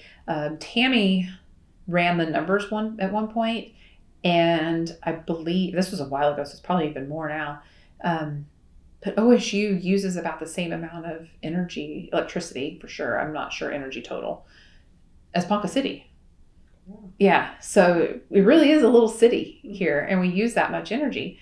And so we had a really good contract with OG&E. It was, I believe, 3.5 cents per kilowatt hour fixed. There was no demand charges. There was no power factor penalties. It was a very good contract for OSU. Kept our costs down. And we, is in 2012, started talking about, I think the university was approached about potentially partnering with OG&E as far as developing a wind farm up in Blackwell. And this was not that long after, I believe OU had partnered with somebody out in Texas. I believe it was in Texas is where their wind farm was. Well, around here, if OU does something, then, we kind of got to look into it too. And do it better. Right, exactly. And, it was sort of the timing of the thing as well. This is something that the students were becoming more aware of, the renewable energy and things like that. So it wasn't just necessarily that OU did it, but that had a little bit, it sort of, I would say maybe it sped up the conversation. Hastened it. Yeah. Yes. Like this, we were probably going down this path anyway to do this type of a partnership. But like I said, since OU did it, we better get on it too. And it was a great partnership. Like I said, we helped, we essentially signed a contract that said, yes, we will purchase from you this wind power. And, so that allowed them to then know that they were going to have customers and it would be worthwhile to invest in a wind farm. And it's great because we can still send like engineering classes and stuff up there and do tours and things like that. A lot of times it's through the sustainability office because it is a renewable source. But it completely changed our rate contract. Now we went from a flat rate all the time, no matter what, to you're going to pay this rate in the summer, you're going to pay this rate in the winter, you're going to pay this rate on peak times, you're going to pay this rate on non-peak times, you're going to pay this rate for wind, you're going to pay this rate for non-wind, and you're going to have a power factor and demand, like all of these things, which are typical for large entities, typical contracts. But we didn't have any of that before. And Tammy and I, we did a lot of data. We dealt with a lot of the sort of that campus level energy use. And so we were very nervous because we were going from 3.5 cents per kilowatt hour to we didn't know exactly what our bill was going to look like because of all of these different rate structures. We really, really, really wanted to send up a letter to the VP of Finance at the time and just essentially say, we're excited about this contract and this new partnership, but we really want you to be aware that this has the potential of greatly increasing our electric bills. Because our concern was when we get that first $1 million electric bill for 1 month in August or September, they're not going to ask us what happened. They're going to ask us, how did you let this happen? Yeah. And so I don't believe we have seen $1 million bill yet. We've had some big ones. I know there's been some $800,000 ones. Our blended rate now with all the different rate schedules is typically 5.5, 6 cents per kilowatt hour. Still almost double what we were paying. But like I said, we never did see that $1 million bill. The letter never did get sent up. Thank goodness we haven't had anything come back on us, because that was our fear, that nobody was going to ask us how it happened. They were just going to be like, why did you let this happen? Well, then the motivation for doing it was not really financial. It was a combination of financial and stewardship of resources. Right. And I think to be a leader in the state, to do these things and to help get these renewables and again, to be able to partner. OSU has, it's like I said, it's almost like a whole city in itself. We have hundreds of thousands of dollars of electric bills every month.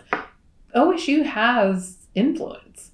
And so to be able to be a partner and help make these things happen, it was not financial. It was to be able to have this partnership, to be a leader in the state, to start having renewables on campus. That's really what happened. But, our whole job is to watch the money. We watch the bills. So we're a little nervous. Kept you up late. Yeah, we're a little nervous, but it has been very good. The thing that's so interesting about that is a lot of times there's different classes that will invite energy managers to come and speak. There's like some environmental science classes. I think there's even some in, I don't know exactly what classes they are, but they're over in Nancy Randolph Davis. Because the different energy managers will just be a guest speaker sometimes at different classes. And it's so interesting because one of the misconceptions that's out there with a lot of students, surprisingly, is that because we're on wind, it's free. Yes. It's like, oh no, it's not free. We they still need income to pay for all of the infrastructure to actually build the wind turbines, to maintain the wind turbines, to deliver the electricity. No, not free. I wish it was, but it's not. And then another thing is, people picture like some big electric cable that just runs from the wind farm straight here. And that's not the case either. It just goes out onto the grid, and they measure how much is produced. And then they essentially say, okay, we produced this much. We know OSU's used this much. So this is how much wind. And then this is how much traditional they use. But there's no like direct cable that just gives us the electricity from the wind farm. But I could see why it would be confusing. People think of it as the OSU wind farm. Yes, Cowboy Wind. Yeah. And I think if I remember correctly, it went on, they flipped that switch. Mm-hmm. January of 2013. That's correct. Yeah. So we're coming up on 10 years. Yeah, I know, which is amazing. Yes. How fast it goes. Dennis Byford was with us still, and he's retired since, but he went up when they were building things, and there's one of my favorite pictures that he took It's sort of a typical, if you've been to Blackwell, you kind of know the landscape. It's kind of typical Oklahoma prairie. And there's a picture of kind of this dilapidated barn. It's kind of falling apart, the old barn wood, and in front of it is an old windmill. But in the background, he's got a picture of one of the new wind turbines. And I just love that picture because, you have the blue, open Oklahoma sky. You kind of have that past and future, superimposed in the picture. And that's just one of my favorite pictures. I put it on presentations all the time because I like it so much. Because, like I said, it just kind of shows that history that OSU has here in the middle of the Oklahoma prairie, and then some of the things that we've been able to partner with and bring sort of this future side of things. So it's like I said, one of my favorite pictures. But it's been a fun 15 years. It's going to be a fun 15 more years. Yeah, right? yeah. Like I said, we've got the new baseline, so that's going to be a challenge for us to start. We're not going to be able to be showing the same numbers that we had, so we're going to have to really dig in, learn more, sort of step up our game and see what else we can do. Renewables are becoming more and more commonplace. Again, we have the wind. We've had talks about renewable natural gas. Again, that ties in with the sustainability a little bit. Talking about you could do anaerobic digesters and then sort of use the methane that's produced from that and mix it with natural gas. It's a challenge. We want to do these things, but sometimes either the infrastructure is not there or the technology is not quite there, or sometimes we just don't quite have the right resources to make it happen. That's kind of what we were finding with the anaerobic digester. They need a lot more food waste, and we were hoping that we would be able to use a lot more of the animal waste. So leftover hay and straw that may be taken out of stalls, or even just straight animal waste. But apparently that creates a different mix of gases than what's needed to be able to blend it with natural gas easily. So like I said, that's kind of, we're looking at things like that, more of the renewables, continuing to get into the buildings. And, some of these buildings are really old. So we're going to start, the university is going to start having to make these decisions. Do we try to remodel this? Do we try to just replace some of the equipment in it? Or is it to the point where it's more cost effective to just knock it down and rebuild? That's, there's a lot of, you don't realize how old some of the buildings are. Some of the newer buildings are from, you have some of the, I believe, the res hall, a lot of the res halls were built in the 60s or early 70s. Well, Kerr Drummond, that's going to go away. That was the 70s building. I think the math sciences and some of those buildings are kind of in that era, maybe a little earlier. I think Bennett Hall would be. Mm-hmm. Yeah, I mean, it's definitely Morrill, Willard. Mm-hmm. Those are Willard's pretty much been on this campus since the beginning. And they maintain it very well, take very good care of it. But stuff just wears out over time. The elements are tough on it. So there'll be some challenges there. Make sure we get in, hopefully, some of the technologies that we want. And you'll have a voice at the table. Hopefully, yeah. We try. It's not always easy, but we try. We do have some building guidelines that long range, it's put together by facilities management, but long range does use it in a lot of their decision making to hopefully, because they build them and then we have to take care of them. So they do try to partner with us to make sure that, we're getting, but sometimes doesn't always happen. There's a term value engineering for a reason, unfortunately. And sometimes building controls are one of the first things to go because they are kind of expensive on the front end, but they can save you a lot of money on the back end as far as utility costs and things like that. But like I said, we try. Christina with sustainability, she's trying to bring LEED building certifications to some of the new buildings, or at least try to build, even if we don't actually get the certification, to build to those standards. So yeah, there's a lot ahead of us too, and it's always surprising what happens. You just never know what's going to pop up. So Well, I've covered all of my things. If, Good. if there's nothing else, I really can't think of anything. I appreciate you, wanting to do this because, again, so much of what we do is behind the scenes as far as our day-to-day work, but we're also kind of in this weird, like nobody really knows what we do, but then they talk about us, like the higher ups talk about us. And so it's trying to put all of that together and because it's a symbiotic. Is the word? Is it symbiotic relationship? It's not. I mean, it takes a village, but in this case, it's two villages that need to crisscross at the right time. Right. Exactly. So, like I said, it's interesting. It's a, I don't know how many new programs show up on this campus as far as like not necessarily academic programs, but sort of operational programs. Probably not that many. No.